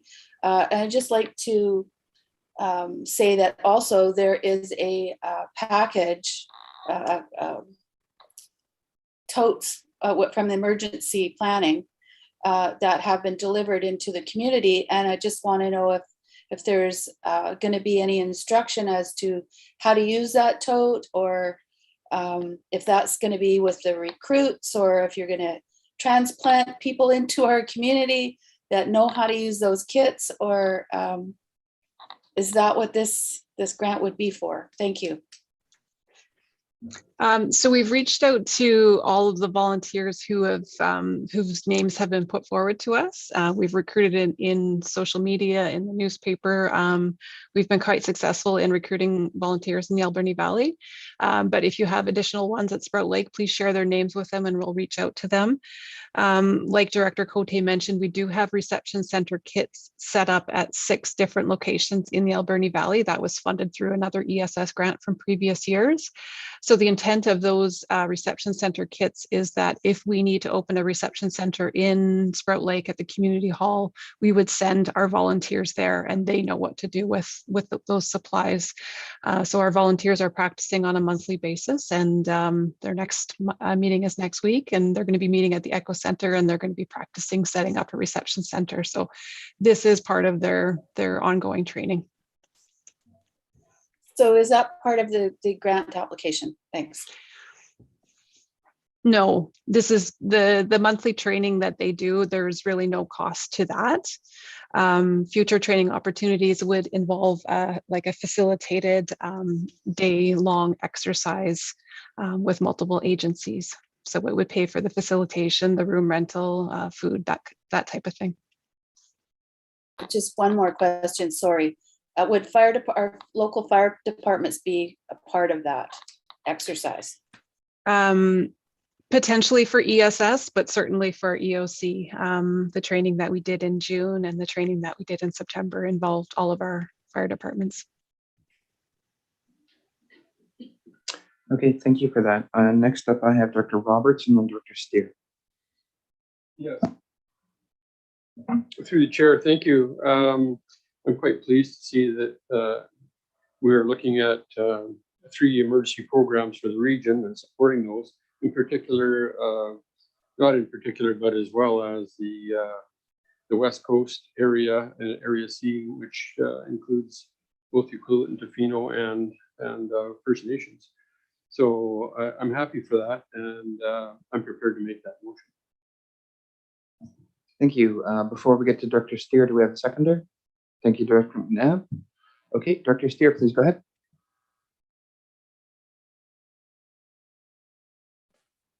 Thank you, Chair. Yeah, I just wanted to thank Heather once again, and on the portion of the grant between the District of Tofino and District of Ucluelet, I think there will be support for that, of course. I just wanted to include a shout out for when the facilitated training exercises come place. I'm sure it's already on the radar, but the 2 EOCs from Tloquet First Nation and Ahousaht First Nation have been active participants in many of the training exercises. And I would just like to ensure that, as I'm sure they would, that those invitations are extended out to be participants in that facilitated workshop. Thank you. Great, thank you for that. Any further comments or questions before we go to a vote? Seeing none, all those in favor? All opposed? Motion carried. Great, thank you. And Dr. Roberts, would you like to move the second one as well? Yes, thank you. I move that the Alberni Clayoquot Regional District Board of Directors apply to the Union of BC Municipalities Community Emergency Preparedness Program Fund for the Emergency Operations Centers and Training with interested grant partners. Sorry, wrong one again. Do we have a seconder? Thank you, Dr. Mcnabb. Okay, all those in favor? All opposed? The motion carried. Okay, that brings us to item L, and then we have one other item after that. Then we'll go for maybe a bit of a bio break. So this one is item L, public request for lease lot number 23 at Long Beach Airport. Go ahead, Mark. Through the chair. Yes, that's lot number 23 at the Long Beach Airport. We have an applicant, Taryn Bellavance, which wishes to put a phased project in on a 3-year temporary lease. It's for a pottery studio, a workshop, and eventually a retail sales outlet. Her current operations in Ucluelet are constrained by space, and she's come to the airport to look for an expanded space area where she can actually run more of her commercial kiln operations and also hopefully a retail sales outlet at the site at the airport. This application was supposed to come to the West Coast Committee at the last meeting, but was delayed due to some sewer requirements put on by us due to our lack of sewer facilities to accommodate her operation. So she has included in part of her application pump and haul for sewer at her site. Lot 23 will be directly between the weather station and the BC Parks building on Airport Road. I'm open to any questions. Dr. Roberts, please go ahead. Yeah, I just a question through the chair to Mark. Are these buildings I notice are they shipping containers, all of them? Through the chair, yes, they will be shipping containers, correct. And engineered, depending on the phase of build out she actually reaches in her 3-year term, they will be engineered structures once they have a roof adjoining each structure. So they'll be put through the BC Building Code. Yeah, thanks for that. And I'm prepared to move that motion. Okay, before we have Director Steer comment, does anyone want to second that motion, please? Thank you, Director Paulson. And then we'll go right to Director Steer. Yeah, thank you. Thanks, Mark. I just had a quick question, and I saw that the pump and haul out sewage in terms of water servicing to the lot as well. And then I had a just quick question about the in the application there they talked about an artist loft, and I'm assuming there's some form of accommodation for on-site. Am I correct in that? And there's a second part to that, if that is the case. And I think you answered it in terms of going through the BC Building Code in terms of the actual structured building, but were they planning on actually having an on-site caretaker that would be living there? Through the chair, the intention of the loft is to support kiln operations in the commercial side of the house. They need to be tended when they're being fired, so that would be overnight operations. Regarding the water supply, we have an adequate water supply, and we're also in the process of doing a fire flow upgrade at the Long Beach Airport site, which will be hopefully completed by March 31st. So water is not our issue at the moment. With our current development, sewer is the issue. So the only reason this wasn't brought forward to the West Coast Committee was because we didn't have that pump and haul amendment that you see in front of you now. Thank you. Director Mcnabb and then Director Paulson. So am I correct in thinking that we're not constrained the same way that we are at the Albany Valley Airport with regards to usage? Because the one is a federal licensed airport and the other one is provincial. Is that correct? Through the chair, yes. At the Tofino site or the Long Beach Airport site, we have a more latitude in what we can use the land mass for as compared to the Crown grant. So this application meets our zoning for the Tofino Airport, where at the Port Alberni Airport, we are restricted at the moment through Flynn Rowe's narrow definition of what airport uses are. So we have much more latitude at the Long Beach site. And the other question I had, we don't get the lease in front of us anymore, so I couldn't read through it, but what type of window of time is there for anybody that has one of these leases to remove whatever structures they have before the structure becomes ours? Once the lease is lapsed, either by them not paying or timed out. That is a good question. I would have to get back to you on that, but we would have, if the facility is neglected or left, it would become the property of ours, the regional district, or they could remove the facility prior to their lease ending. I believe in this case, the proponent would like to maintain that manufacturing facility to support our commercial operations.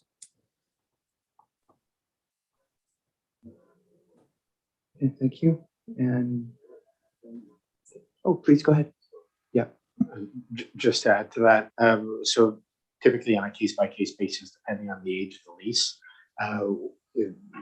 the facilities would come into our possession and could be released out, and or the chattels would be removed at their cost. Now, the same would apply if they don't pay taxes or if they don't pay their lease fees, that we would enter into that same sort of structure of taking on the assets that are on site. So what I was looking at is what timeline is set in the lease for that. Do they get a 30-day grace period? Do they have to do it prior to the end of the lease? That sort of thing. Through the chair, I don't have this lease in front of me either right at this time. Typically, there'd be no less than 90 days in working with any proponent, just because of what's there. And if everything is amicable, which we'd hope, that would be a negotiated exit from the site.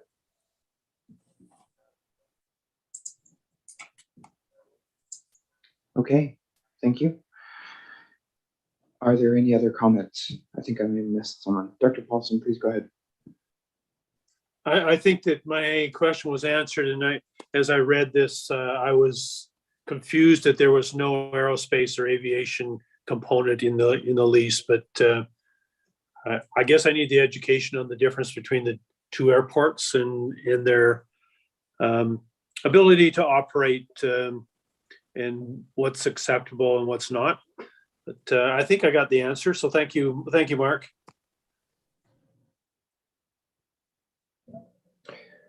Okay, I'm not certain if anybody has moved or seconded this yet. Not yet. Oh, there has? Oh, I didn't write it down. Okay, thank you for that. Would you like me to read that out? Yes, please.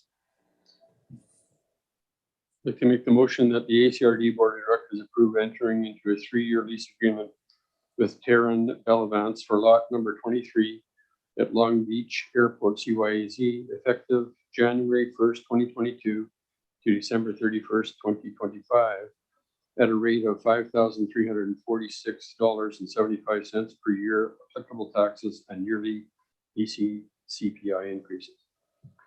Thank you. And Dr. Paulson seconds. Are there any comments? Seeing none, all those in favor? All opposed? Okay, motion carried. Okay, that brings us to item, oh, sorry, Dr. Cote, go ahead. Thank you. I just had one comment. I really like the idea of using the containers for construction. I think that I've seen quite a few in different communities and how they can be transformed into usable space. So I really like to see that happening.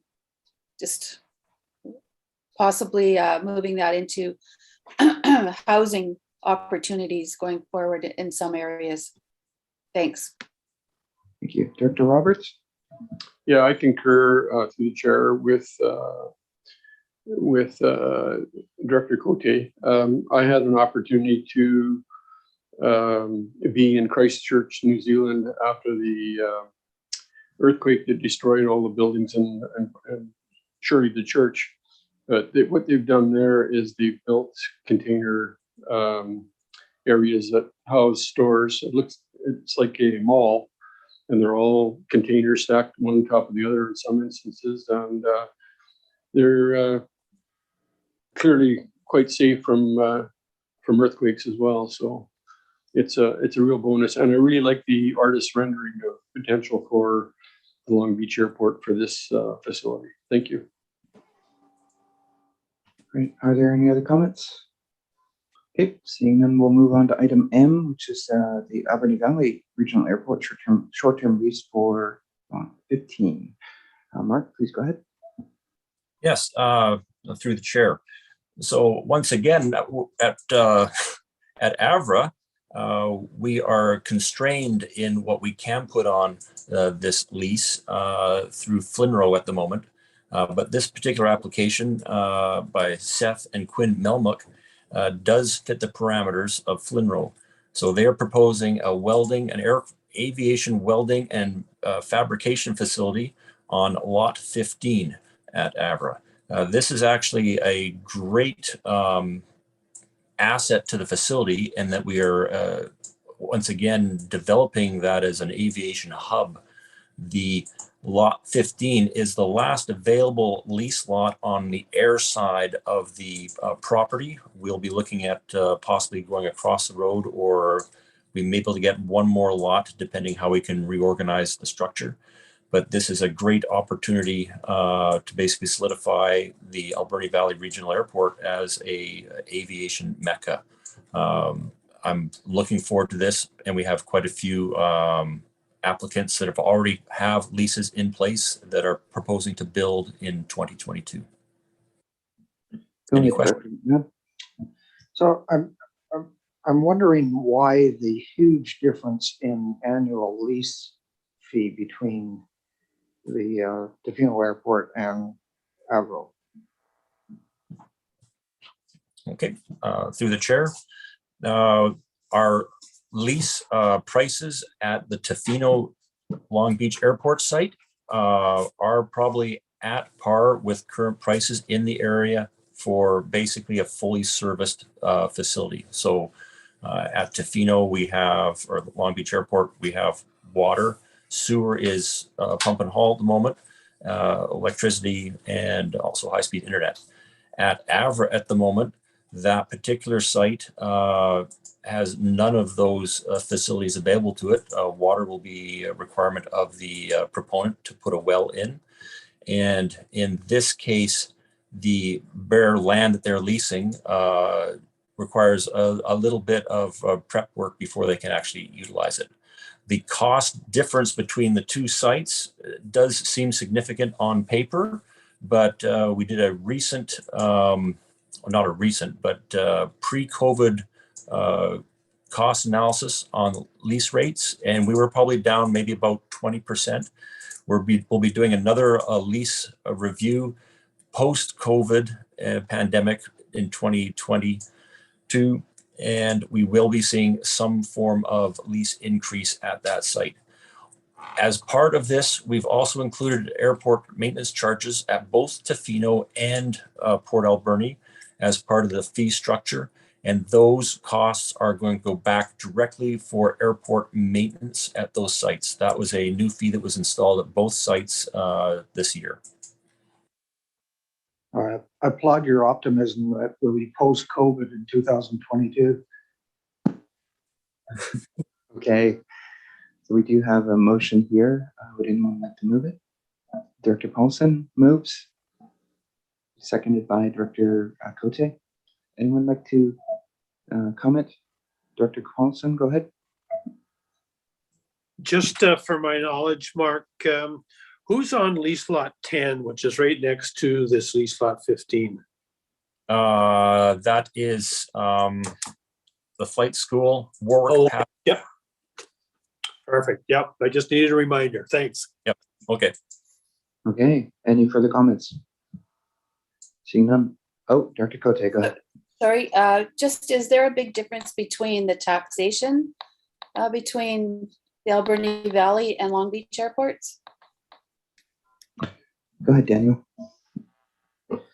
I'll jump in before Terry does on this one. I know that Terry was looking into the taxation element. It was a question that came up at the area directors meeting as well. And so we plan on having that information with our budget discussions. I believe it started January. Terry, do you want to correct me if I'm wrong there? Yeah, we'll bring it with the AV and the Long Beach Airport budget discussions, which will be on, I think, February 10th at the big budget discussion. We'll make it part of our presentation. Of course, it's all different because in the Alberni Valley, they'll be paying for the services that the Alberni Valley has, whereas on the West Coast, those services are slightly different. So I'll look at total taxes, but we're also going to bring just what the regional district portion of those lease lot taxes are for both of the airports as an information report for you guys at that time. Thank you. Great. Thank you, everyone. Not seeing any more comments. All those in favor? So we'll pick it back up on 9.1A. So these are all planning matters, and I think they're just for electoral area directors, but we do need the municipal and First Nations reps to maintain quorum though. So, but we're online, so it should be all right. Okay, so Alex, if you wanted to take on 9.1A, please go ahead.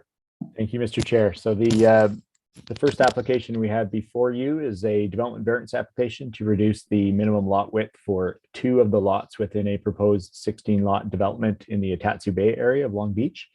Neighbor notification was completed on this application on October 21st, and no public correspondence has been received relating to this variance application. The board had also resolved to ensure that input be received from neighboring communities on this application as well. So planning staff engaged with staff from the Toquat Nation and from the Youth government, who each have treaty settlement lands directly adjacent to this property. Correspondence received from both First Nation governments advised that they have no concerns relating to the lot width variance. So at this time, staff recommend that the board issue the development variance. Thank you. Thank you very much. I'm wondering, Director Roberts, if you just wanted to take it. Yes, thank you through the chair to Alex. I'm quite interested that the fact that they have received no input from local residents there. I know that there were some issues around this with the proponent starting to do things well before we received any type of permit at all. And I understand now that that has been satisfied. Is that correct? Yeah, I can speak to that. Thank you, Director Roberts. So some of the land clearing and road work had been, is already underway on the property. I will note that the applicants have applied for a development permit, and they've submitted reports from a professional biologist, a geotechnical engineer, and a hydrogeologist to support that application. The consideration of that development permit application would follow the final consideration of the variance and the parcel frontage waivers, which will be considered today.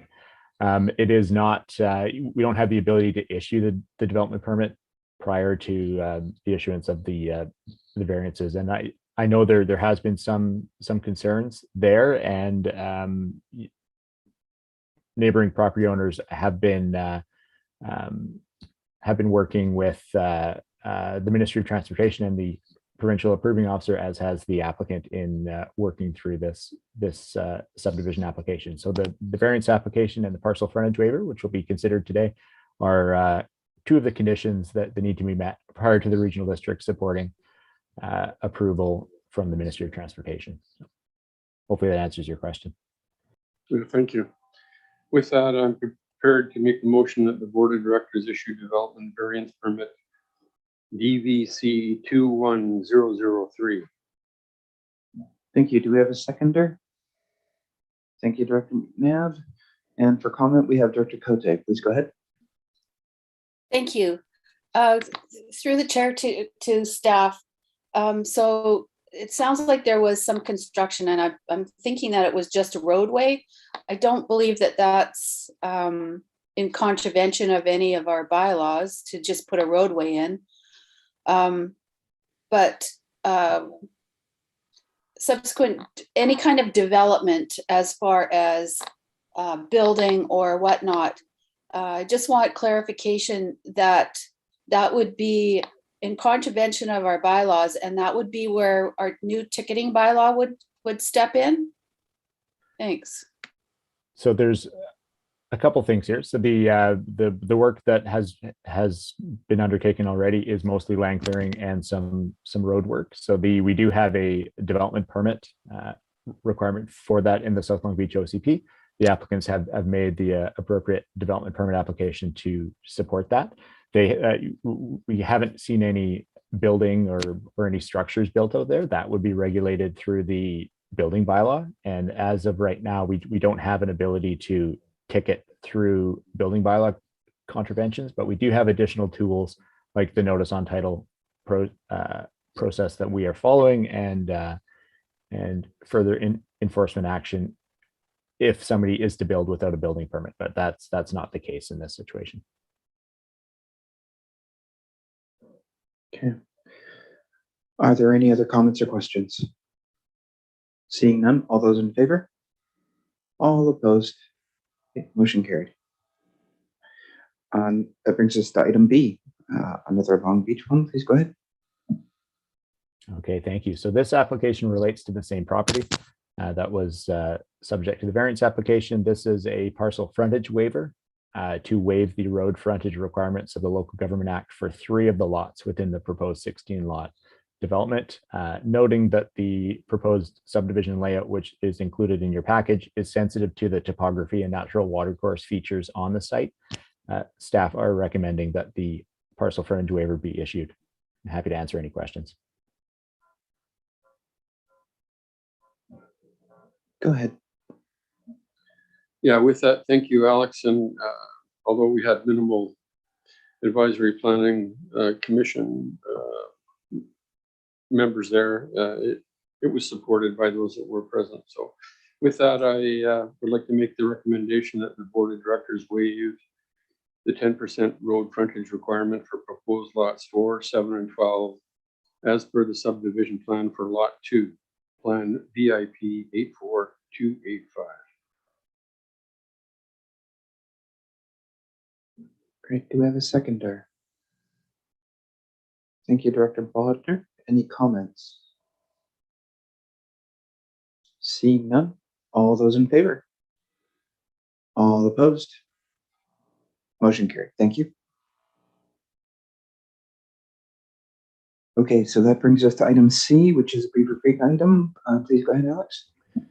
Thank you. This is a rezoning application for the property at 7799 Beaver Creek Road in the Beaver Creek area to facilitate a 2-lot subdivision. The bylaw was given third reading on October 13th, and all conditions of rezoning have now been satisfied. So at this time, staff are recommending that the bylaw be adopted.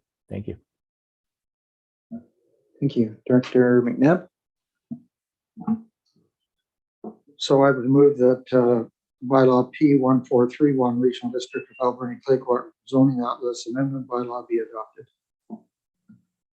Thank you. Seconded by Director Shannon. Are there any comments?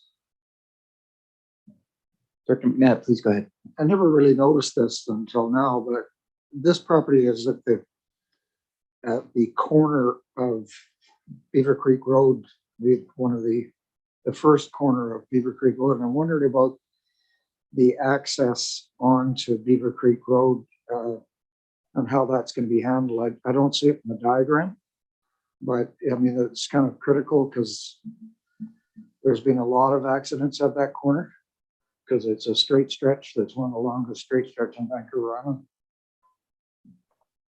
I'd be happy to answer that. Thank you, Director Mcnabb. So there are 2 existing driveways on the property already. The primary driveway is up the west end of the lot. That's how the property owner currently accesses their house. That would be a panhandle access for the lot in behind. The lot in the front would be accessed directly from the road, and there is an older access that's brushed out there already, and it would need to be improved, obviously, at the subdivision stage. I will highlight that the Ministry of Transportation is the approval authority for subdivisions, and that is certainly something that they will look at the subdivision stage, which would follow the adoption of this rezoning. Okay, thank you.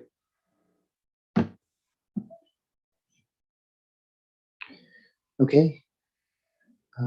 With that, I think it's been moved and seconded. Yes. Okay, so all of those in favor? All opposed? Motion carried. Okay, that brings us to item D, which is Mark Road, Beaver Creek as well. So please go ahead, Alex, go ahead. Thank you, Mr. Chair. This is a rezoning application for the property at 6420 Lamarck Road in Beaver Creek to facilitate subdivision to a 0.6 acre minimum density. A public hearing was held for this application on November 29th, and the public hearing report and minutes are presented for the board, as well as bylaw P1428 with a recommendation for second and third readings. Thank you. Thank you. Okay, Director Mcnabb, there's 4 here, so go ahead. I would move that the board of directors receive the public hearing report. Thank you. Do we have a seconder? Thank you, Director Roberts. Okay, comments? Seeing none, all those in favor? Motion carried. I would move that the board of directors receive the public hearing minutes. Thank you. Seconded by Director Shannon. Okay, comments? Seeing none, all those in favor? Okay, motion carried. And I move that the bylaw P1428 Regional District of Albany Claycourt zoning atlas amendment bylaw be read a second time. Seconded by Director Shannon. Are there any comments or questions? Seeing none, all those in favor? Motion carried. And I've moved third reading of bylaw P1428. Thank you. Seconded by Director Roberts. Any comments? Seeing none, all those in favor? Motion carried. Thank you. The light effect on your camera, Director Paulson, is quite neat. No, leave it. It looks good. Oh, okay. Next item E is a Beaver Creek item as well. Alex, please go ahead. Yeah. Thank you, Mr. Chair. Busy times in Beaver Creek. So this is a rezoning application for the property at 5657 Chapman Road to facilitate a 2-lot subdivision. A public hearing for this application was held as well on November 30th, and the public hearing report and minutes are presented for the board, and bylaw P1438 with a recommendation for second and third readings. Thank you. I would move that the board of directors receive the public hearing report. Thank you. Seconded by? Thank you, Director Shannon. Comments? Seeing none, all those in favor? All I would opposed? move that the Board of Motion Directors carried. receive the public hearing minutes. We have a seconder. Thank you, Director Bodnar.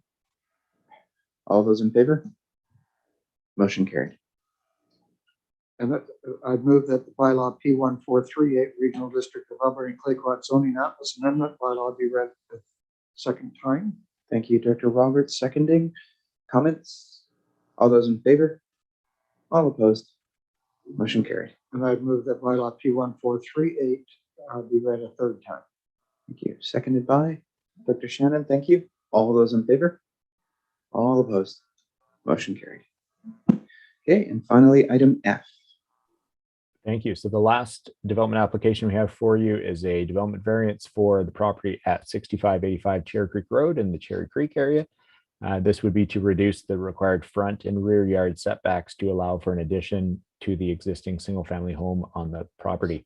The Cherry Creek APC supported this application at their meeting on November 22nd, and staff are recommending that the board consider issuing the development variance and to proceed with the neighbor notification process. Happy to answer any questions. Thanks. Thanks. Any comments or questions or motions? Director Bodnar, do you just want to move the motion? Or please go ahead. Sorry, I was muted. I'd like to move that the Board of Directors consider issuing development variance permit DVF 21006, subject to neighboring properties being notified as per Local Government Act S 499.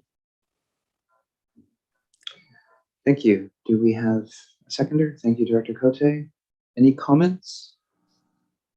Seeing none, all those in favor? All opposed? Motion carried. Okay, great. That brings us to 9.2, of which there is one item regarding the housing needs reports for all areas.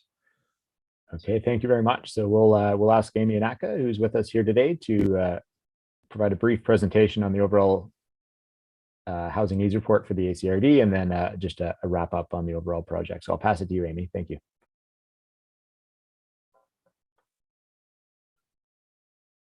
Thank you, Alex. In here. So good afternoon, and thank you so much for having me here today. I really am very excited to be here today to share the final report that concludes this massive project on the ACRD housing needs reports. So I'm just going to take hopefully a few minutes to go through some of the slides which summarize the overall ACRD housing needs report. Of course, that was included in your agenda package. So before I get into the details of the summary report, I just wanted to take a minute to acknowledge that this project really was truly a team effort. It wouldn't have been possible without, leadership, support of the following, which are listed on the slide here, as well as many others who may be not listed on the slide. And I just wanted to point out right now, one of those is, of course, Alex Dyer, who I am very thankful for all of his help on this project and just helping to get this across the finish line.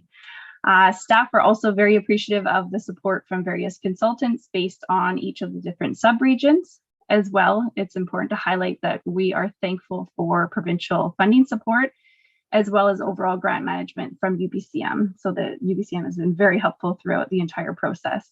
And of course, last but not least, we are grateful to be able to collaborate with many individuals, organizations, member municipalities, as well as First Nations, and really many of which we haven't had the opportunity to work with in this capacity. So it was just such a great learning experience all around for me personally. A quick overview over on the housing needs reports. Again, a reminder that local governments are legislatively required to complete the reports by April 2022, as well as update them every 5 years. And their housing needs reports are really developed through a variety of data collection as well as engagement methods. And these reports strive to sort of strengthen the local understanding of the existing housing conditions, identify what kinds of housing is needed in each area, as well as the region, and then really intended to inform, local plans or policies, and as well as development decisions. And a perfect example of that is, influencing the upcoming comprehensive updates to the ACRD official community plans. And then a reminder that the project was started in November 2020, and again, funded by the province. So the overall ACRD housing needs report project is a little bit of information is on this slide here, so I'll walk you through it. So recognizing that housing is really an issue that crosses jurisdictional boundaries. As well, recommendations are needed to address housing from a regional perspective. So the ACRD partnered with the following member municipalities, treaty and non-treaty First Nations to develop these different housing needs reports. So the ACRD portion of the housing needs report project includes 13 reports. I don't know if you can read that there, but basically each of those boxes represents each of the 13 reports that were completed.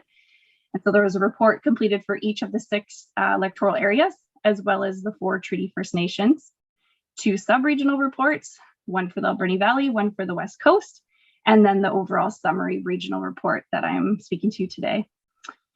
As well, it's important to highlight that we partnered with the districts of Tofino and Uhulet, as well as the Taloqua First Nations to develop the West Coast Housing Need and Demand Study, and as well the City of Port Alberni for initial engagement with the Alberni Valley Housing Needs reports. And so really reflecting on the past year, acting as the overall project manager, I really do have to say how grateful and excited I am to have had this opportunity to really work in this regional project of this scale. And it's really, I feel like it's strengthened the link between all the respective governments as well as staff. It's been so great to get to know all the different staff from all the different communities and First Nations. And really, I think there's going to be this great connection that will help benefit all our, future community planning and as well as interregional policy development throughout all of the different communities. So speaking to this ACRD Housing Needs Report, it's structured with the following overall sections, and it includes additional information that's not included in the individual reports on a housing spectrum, as well as some information on government roles for the provision of housing, a little bit of a summary of official community plans, as well as comprehensive community plans for each of the areas and or First Nations. And then really a summary of key community findings and recommendations. And I just wanted to highlight again that the sub-regional and the individual reports include a lot more detailed information specific to each area. So this is just very, I tried to keep it as high level as possible to summarize the regional scale of the report or the project. And for community engagement, as we all know, input from community members, partners, stakeholders is so key to the development of any planning report or process.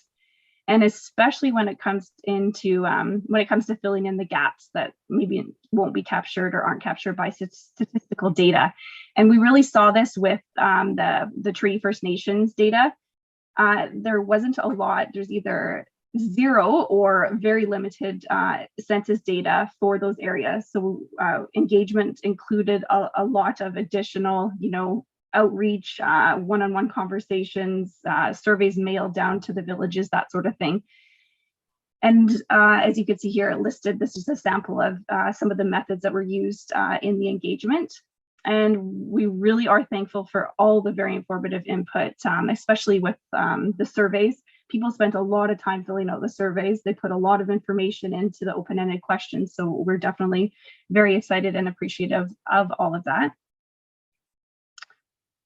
For key findings and recommendations, so the next few slides include a summary of some of the key demographic and housing findings from the 10 individual area reports, as well as the First Nation reports. I won't go through all the findings and recommendations listed. I'll just highlight a few key points. But I wanted to point out before I go into each area that many areas share some of the same recommendations, including things like updating current plans with information from the housing needs reports, updating the housing needs reports when new data like 2021 census data becomes available, creating a housing strategy or action plan, addressing growth in the population 65 years or older, building internal housing capacity, and last but not least, developing and strengthening partnerships.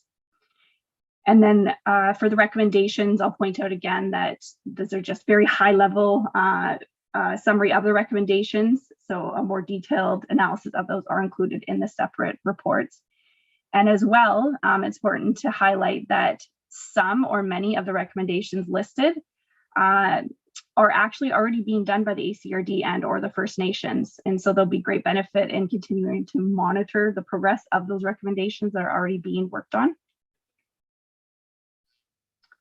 So starting with the Alberni Valley electoral areas, the following information here is a summary of recommendations from the area specific reports. And then higher level recommendations are also included in the Alberni Valley summary sub-regional report. A lot of words, I know. So as I presented to the regional board in early November, key findings from the Alberni Valley Housing Needs Reports included the need to plan for and provide housing options for this growing population of residents 65 years and older. So I'll speak to that probably in most of the planning areas, but definitely that's one of the greatest needs. And really those findings built off of the age-friendly plan that we did in 2020. And just recognizing that the rural nature of the electoral areas, as well as the lack of services and other amenities in close proximity, really presented a lot of challenges for those who wish to age in place or stay in their home as they age. And then about 75% of households in the Alberni Valley are made up of 1 and 2 person households. As well, those households are living in larger houses with 2 or 3 or 4 bedrooms. And this really could be due to a shortage of smaller and accessible homes being available either in the regional district or the city for them to purchase or rent. And then similar to other areas, affordability is really the greatest challenge facing these households. And many of them are spending more than 30% of the income on shelter costs. So I won't go through the recommendations here, but they are listed. And in terms of the Long Beach electoral area, so this housing needs report was completed, as I mentioned before, as part of the West Coast Housing Study. And aside from engagement or a focus group meeting with the Long Beach APC, engagement was completed in collaboration for Area C with the districts of Tofino and Ucluelet. So we had an online survey, for example, that I think had over 300 or whatnot responses. So some really great feedback there. As well, there are overall higher level findings from the entire West Coast project that I haven't listed here. So those could be found in a separate report. And those were also highlighted by Sandy, the consultant that presented at the last board meeting. And then aside from Area C being more rural, it really did share many of the same housing challenges as Tofino and Ucluelet, increasing costs, of course, for single parent and as well as 1 person households, very limited rental options for both permanent and seasonal residents, as well as for the need for regional collaboration to address non-market as well as affordable market housing.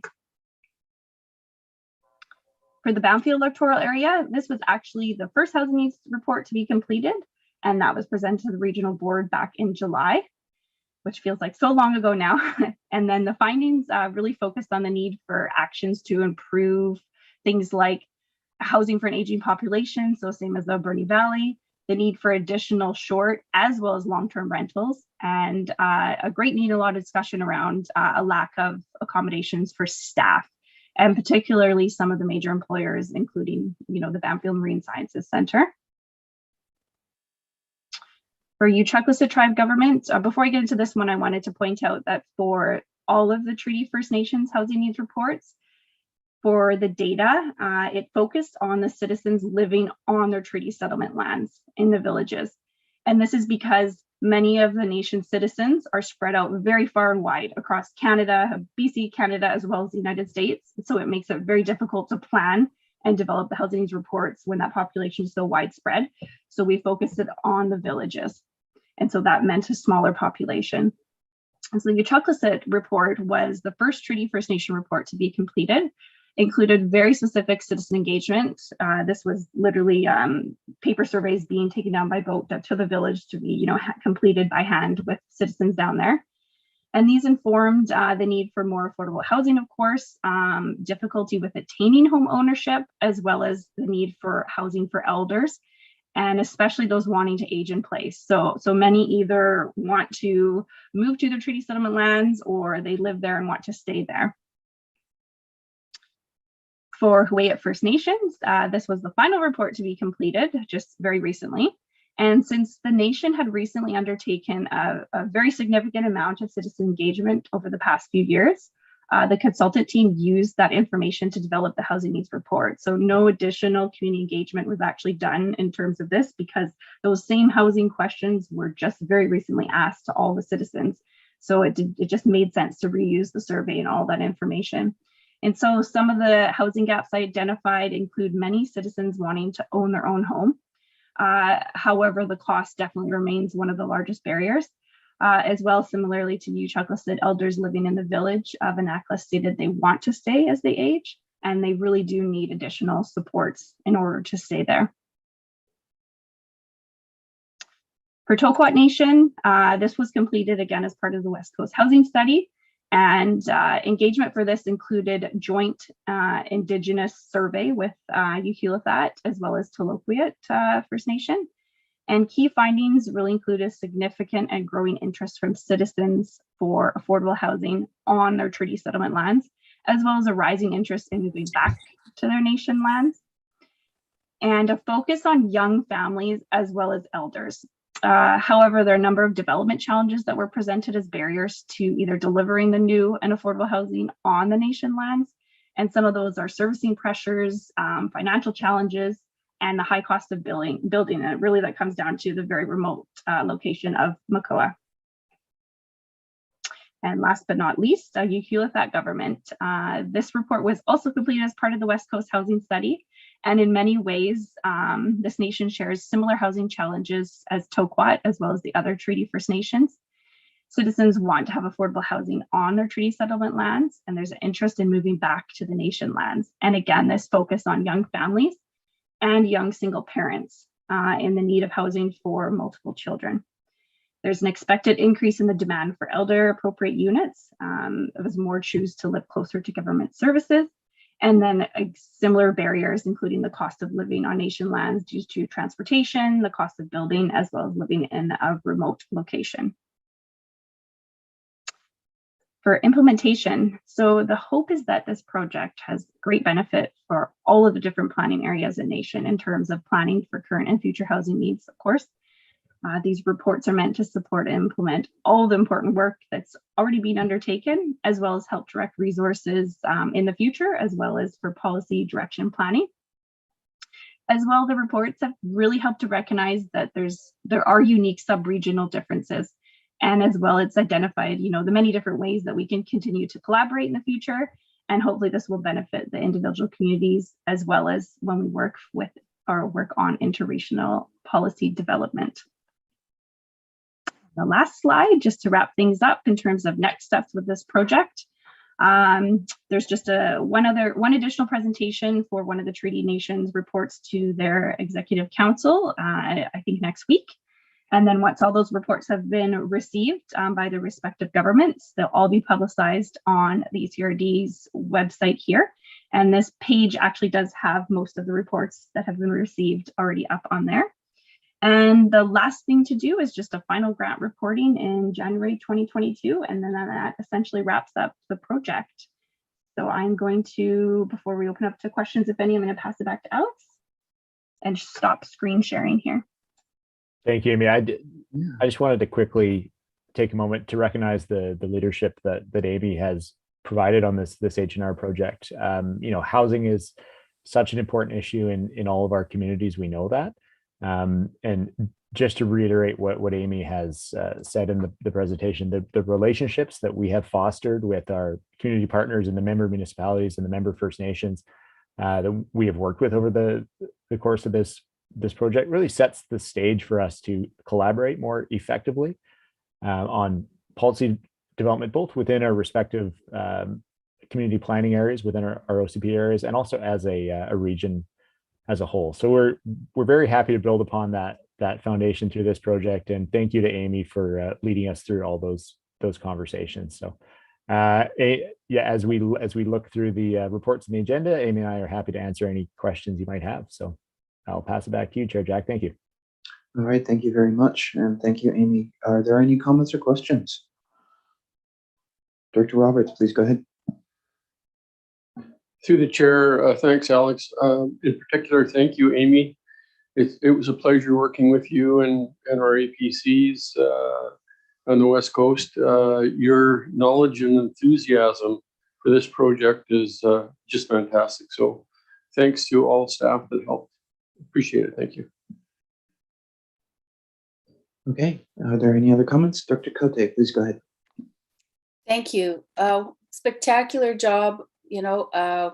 Really can't express the amount of value that is being provided for all of our areas. This is one of the key project areas that the Health Network has identified as part of improving the health indicators of our areas to be able to provide housing for people. And having the report that you've provided is essential for us moving forward. And I'm sure that this is probably the biggest project that the regional district has taken on to partner with our First Nation partners and members. And building on it is going to be so beneficial from this project. Done a wonderful job, Amy. Thank you so much.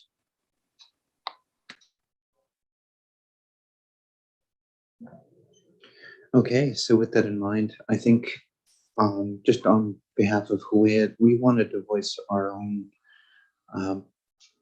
deep appreciation for the work that's being done. Huayet's been focusing in the past 2 years on housing and approaching one of our goals to get way more of our people back to our homelands. And that we see this study as one of the steps that'll help us move into the future in a good way.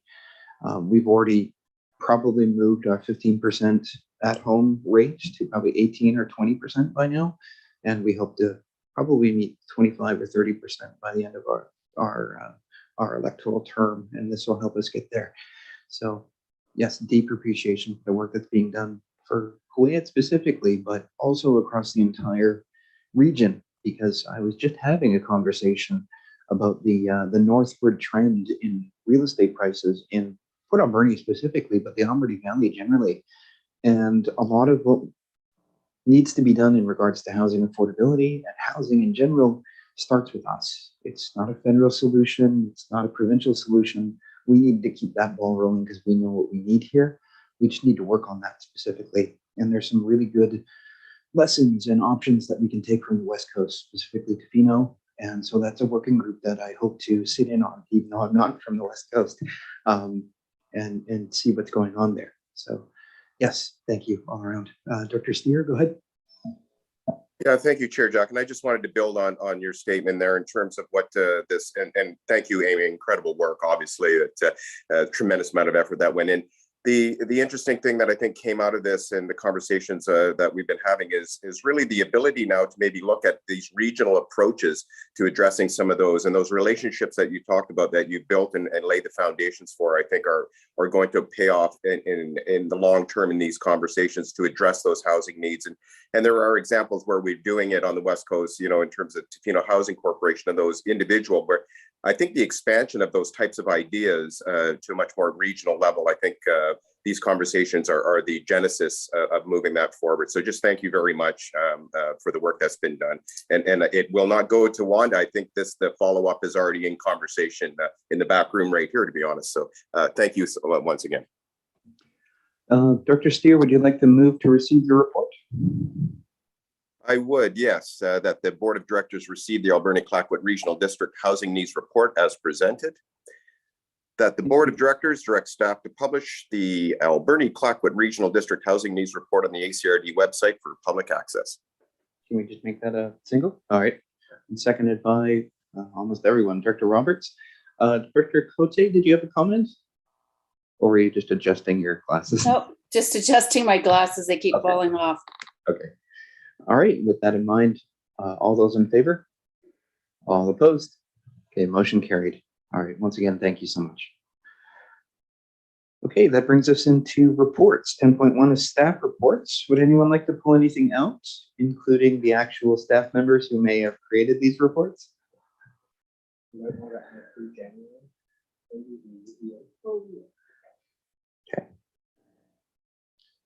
Go ahead.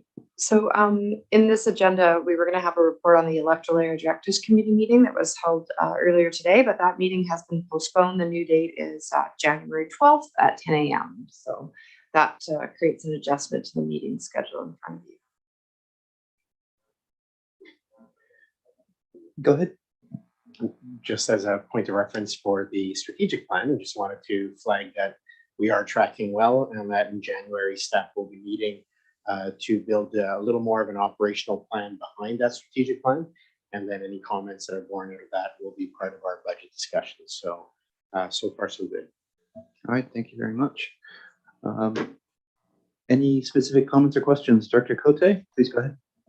Thank you. On page 224, on the building inspector report, I'm just wondering where Great Central Lake development is captured, because it's not a single family. Just wondering where that is.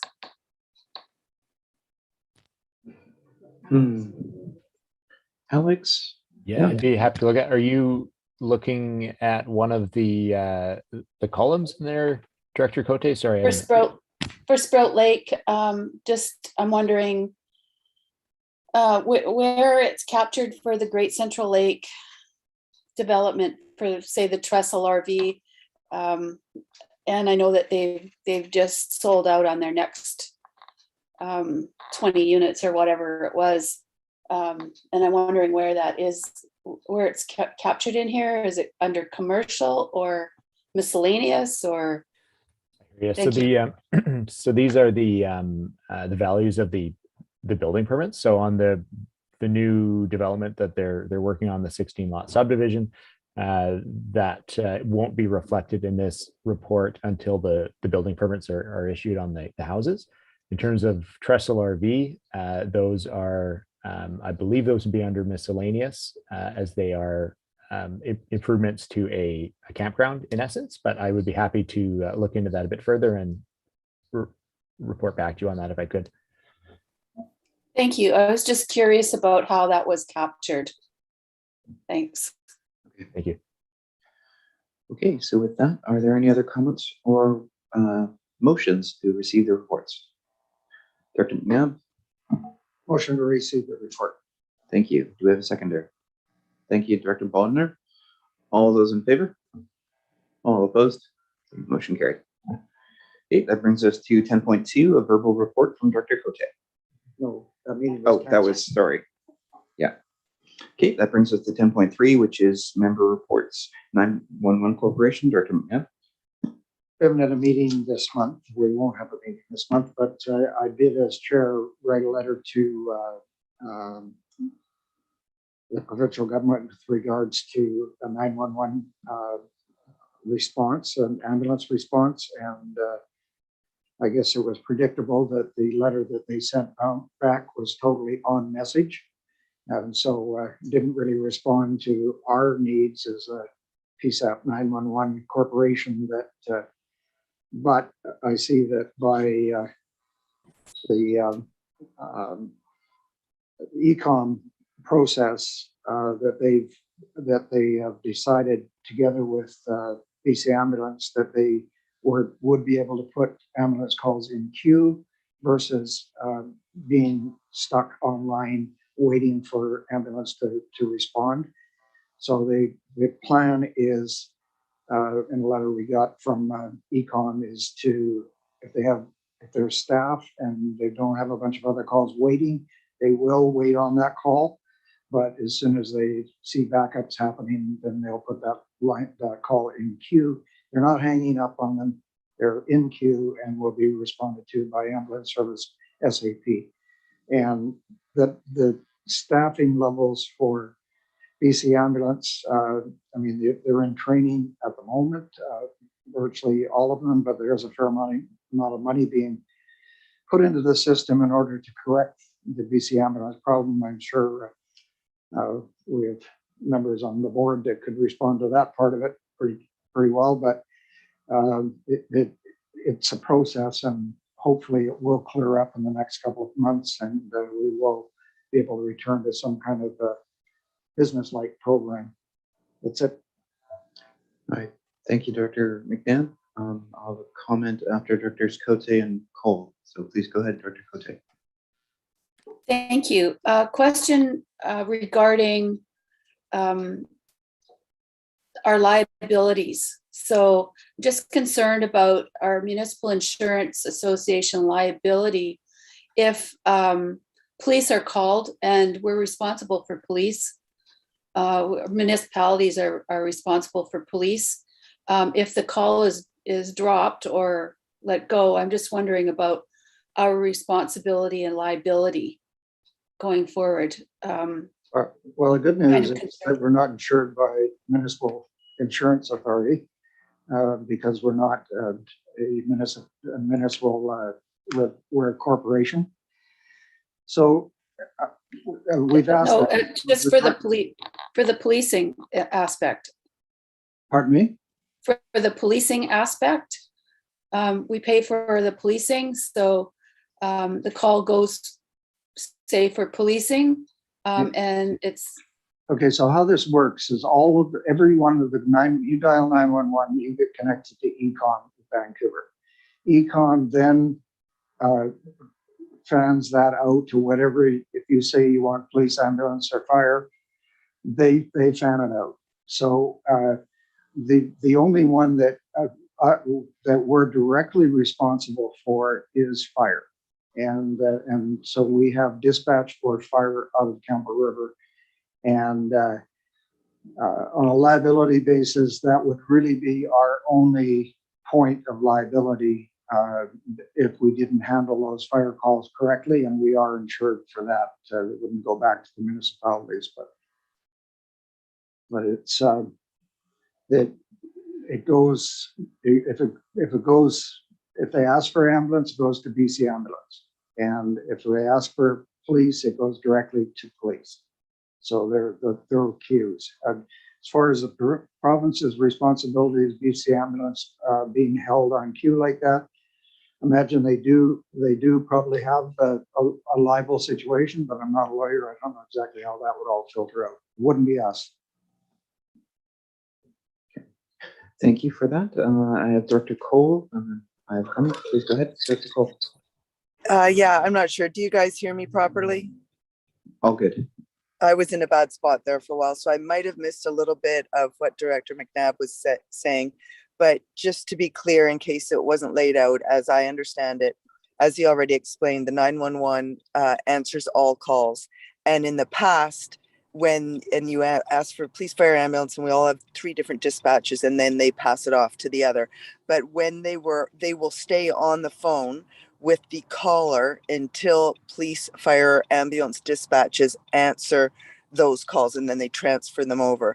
And the new stopgap band-aid is that if they're asking for BC ambulance service and they make a quick assessment to whether, based on how many calls they have coming into the queue for the 3 services and or how serious the call sounds, that they will, instead of staying online with that caller until BC ambulance picks up, till the call taker picks up for BC ambulance and then transfer them over, they're actually putting them on hold. So then they go into our on hold queue with nobody on the phone, keeping them company in the short term. So that was that thing that came out last week.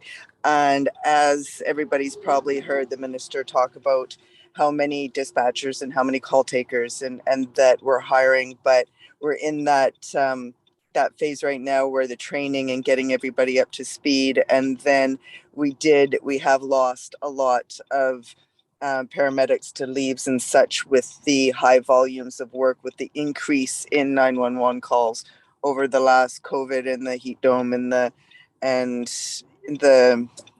narcotic issues, etc.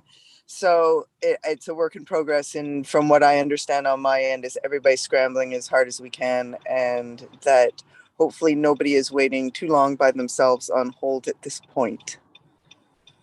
And that's not a municipal responsibility, like Director Mcnabb said, it's a provincial and then the federal levels for the RCMP. So fire department would be the only, and from what I understand, the whole point is so that the people waiting on line to ask for fire don't have to wait online because somebody's babysitting somebody until they get on with BC ambulance. And typically our fire response calls are staff that we keep all of the time. Typically they're under 30 seconds. So for our fire dispatch to pick up from Econ. Okay, thank you for that. I think, and I think this bridges into the comment that I wanted to make, is that maybe we should embark on some sort of communications, not campaign, but kind of remind people how this works, and also the idea of the queue. So what you said in your report, if there's a way that we can share this with the public in a way that kind of reminds them that of how it works, but also that there is a stopgap there of people staying on the line with you until they make those assessments. And then we just go from there, because I think a lot of people don't really understand the fact that, 911 Corp and Econ, they're like a switchboard and they're doing their job already. And it's just making sure that we understand where the bottleneck really is and press the government, the provincial government, to do the right thing there. Go ahead. So in our January meeting, I'll bring that up and, have our staff develop some kind of an outreach that describes how it's all handled. I think we discussed that briefly at our last meeting, and but I'll push that forward. Okay. Also, what will happen, which I think would be important to include, is that what will happen at the municipal level is the new opportunities for enhancement in the first responder scope and a slight twitch in the equipment they'll be able to carry. And it's nothing drastic, and they, for the most part, they do shades of it anyways, but just that would be the one tweak at a municipal level. I really like that we have so many subject matter experts like on the board specifically for this. So this is something that I hope that we can really hit really well. I would note, Director Cole, your hand is still up. Do you have any more comments? Apologies, I'm going to down it right now. Okay. All right, that brings us to the next item, item B, Vancouver Island Regional Library. Dr. Cote. Thank you. The Viral is doing strategic planning for 2022. So I have brought up once again that rural areas and First Nations need to be included in catchment, and the administrator has heard that. And so we'll be pushing that forward. That's about all I have for now. Great, that's a great report to start anyway. Next up is Alberni Valley Chamber of Commerce. Dr. Minions, if you're here, do you have anything to report? She is no longer with us. Okay, so we'll move on to Air Quality Council. I think, has there been a meeting, Director Bodner? Thank you. We had just a short meeting this month, but something that was very interesting was all year we've only had 9 wood stove exchanges, and in the month's time, probably due to the weather and also advertising, there is now at least 15 wood exchanges that have been done. We also discussed emissions, car emissions, but it was just a discussion. We thought we had our hands full as it is now, so that was it. Okay, thank you. That brings us to the West Coast Aquatic Board. Dr. Steer? Yeah, no meeting, no report. Great. AVICC, Dr. Cote? Thank you. We just had a strategic planning session with the executive to answer the question that's been coming forward to AVICC on advocacy. So we've come up with some suggestions as to how to move forward, and we'll be asking the membership at our next convention and possibly earlier, looking at educational webinars being produced and to support membership on how to be their own advocate and how to work together, and also a little bit about the roles of the executive of AVICC. So look forward to that coming forward. Also, I left a document at the office with my application for the seat of president of AVICC. I need 2 signatures, and hoping that I can get support from directors on that, and I can pick that up and submit it. Thank you. Is there a fee for service there? I'd like that stricken from the record. Okay, thank you, Director Cote. I have a lot of signing to do, so I'll sign that when I'm doing that. Okay. That brings us to Beaver Creek Water Advisory Committee, Director Mcnabb. Once again with your microphone on. And we deliver liters of water, Okay, as thank well you. as being the leaders in water delivery. Okay, West Island Woodlands Advisory Group. There hasn't been a meeting since the last report, but we are planning on a new one or another one coming up, as well as potentially a name change for the group. So that'll be an interesting conversation later. All right, and the Agricultural Development Committee is something that Director Shannon sent to me. So I'll just kind of read out what she sent. So there was a meeting on November 30th with the Agricultural Development Committee, and they're working on some new grants for agriculture. And they're also working on the terms of reference for the committee. And they are planning on inviting Minister Osborne to a meeting in the new year, probably as our MLA, to chat about agriculture issues, especially the abattoir insurance issues and so on and so forth.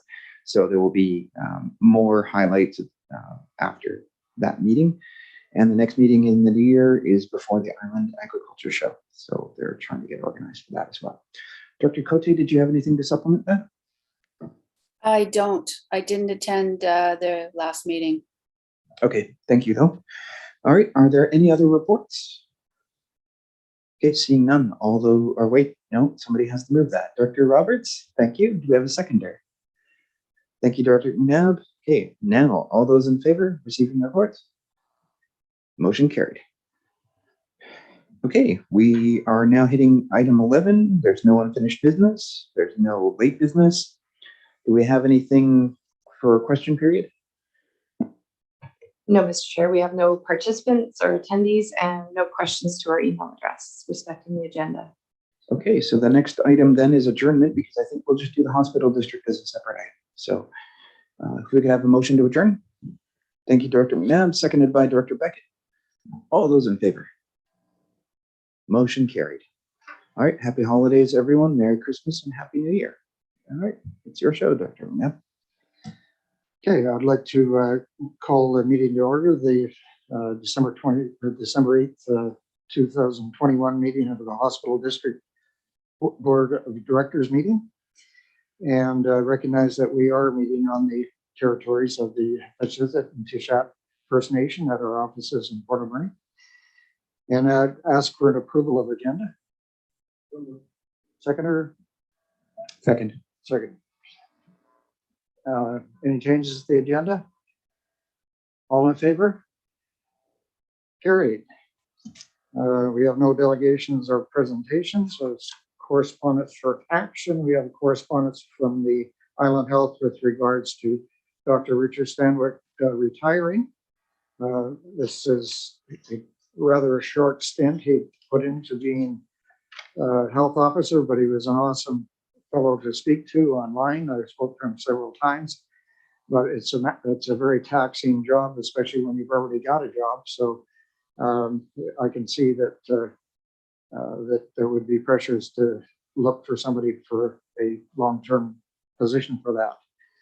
So motion received that correspondence for information. Director Beckett and second by Bob. And so we have next requests for decisions and bylaws for the 2022 provisional budget. And I don't know if Terry wants to speak to that at all. Sure, I'll just take a moment. So the provisional budget is a requirement of the Hospital District Act, and so I have provided it today. I haven't talked about whether we should be doing increases or decreases or anything. I've basically just gone off of what we had as our year 2 to 4 of our last year's annual budget. Island Health is planning on coming to speak to the board in January at some point about the future Tofino General Hospital upgrade and possibly the Ucluelet Health Center proposed project. So I just thought it's best to adopt as is for now, and then we'll have those discussions as part of the annual budget process in February. And that is all for me. Okay, any questions with regard to that report? Thomas, You're missing your opportunity here. Yeah, I think I concur with Director Fong there, or sorry, Terry there. Once we know a little more in January, I think there will be some comments for sure. Thanks. Okay, appreciate it. So a motion to do what we have to do here. That's three, Well, four. Who's gonna I'll move the first motion that the Alberni Clayoquot Regional Hospital District Board of Directors give first reading to bylaw cited as Alberni Clayoquot Regional Hospital District 2022 to 2026 provisional budget number 132. And a seconder? Ron. Okay, any questions on this? All in favor? Looks like it's carried. Okay. Second reading, somebody? I'll move second reading. Okay, seconder, Ron, quick. And third reading. Oops, sorry, we got to vote on that, don't we? Okay, we'll take that. All in favor? Anybody opposed? Carried. Third reading. Yes. And a second. Point of order, do we have quorum still? Yes, we do. I'm keeping an eye on it. We're at 10. Great, thank you. Cal got his hand up first there, so we Cal and Ron, I think. Okay. Any comment? All in favor? Anybody opposed? Carried. And now we need to adopt it. Cal. Move adoption. John Jack. And all in favor? Anybody opposed? Carried. Okay, we're now under reports. Banfield Health Center. No report, sir. Okay. Albany Clayoquot Continuing Care Society. We had a meeting last week, and basically was one of the things that came up that's of interest is that over 30 care aides and nurses have been hired in the last 6 months or so. Wow. Which is a great thing. And we have a new director of care, which is also a great thing.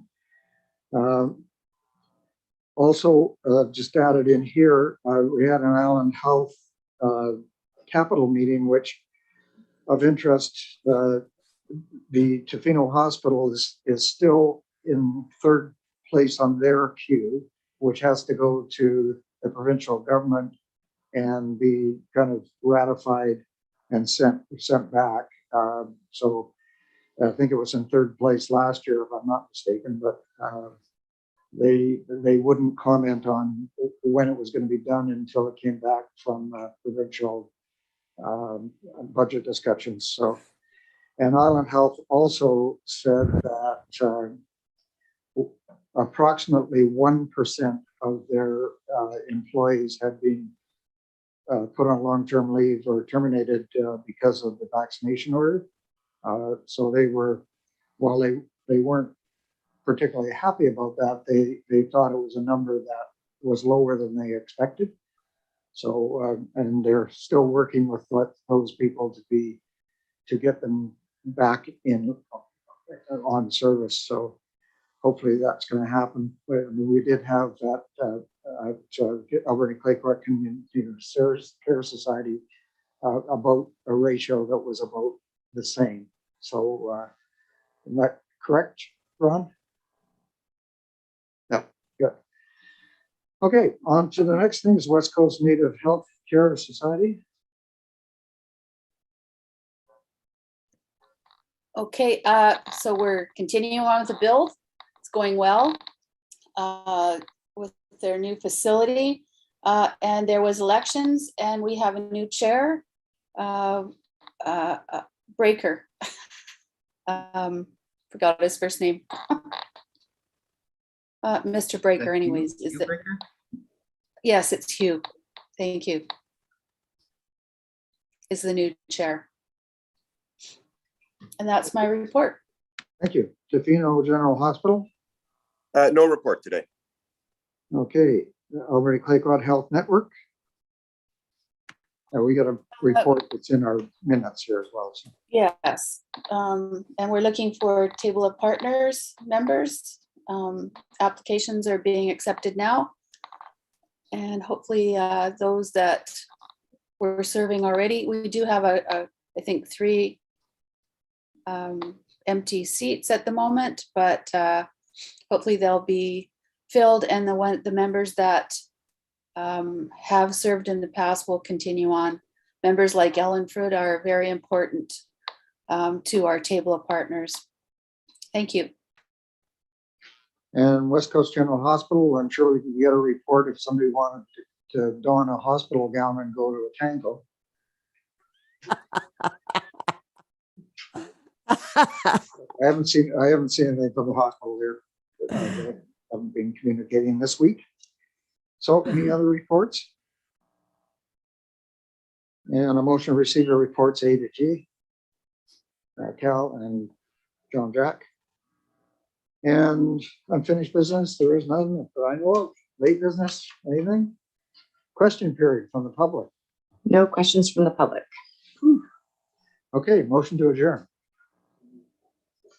Cal and Ron, all in favor? You know what? I got a motion. I didn't get a vote to receive the reports. Can you still do it? We're good. Okay. That's it. I'm off to Hawaii. Sorry. Yes, and you have a wonderful holiday, John. You Thank you. deserve it. Yes. Well, I wear my Christmas tie and my Christmas socks because I won't have any time to wear them other than this. Oh, come on, you sure could. Skirt and Oh. Happy holidays, everybody. Yes. Happy holidays and Merry Christmas to everybody. So good to see your faces. Stay safe, everyone.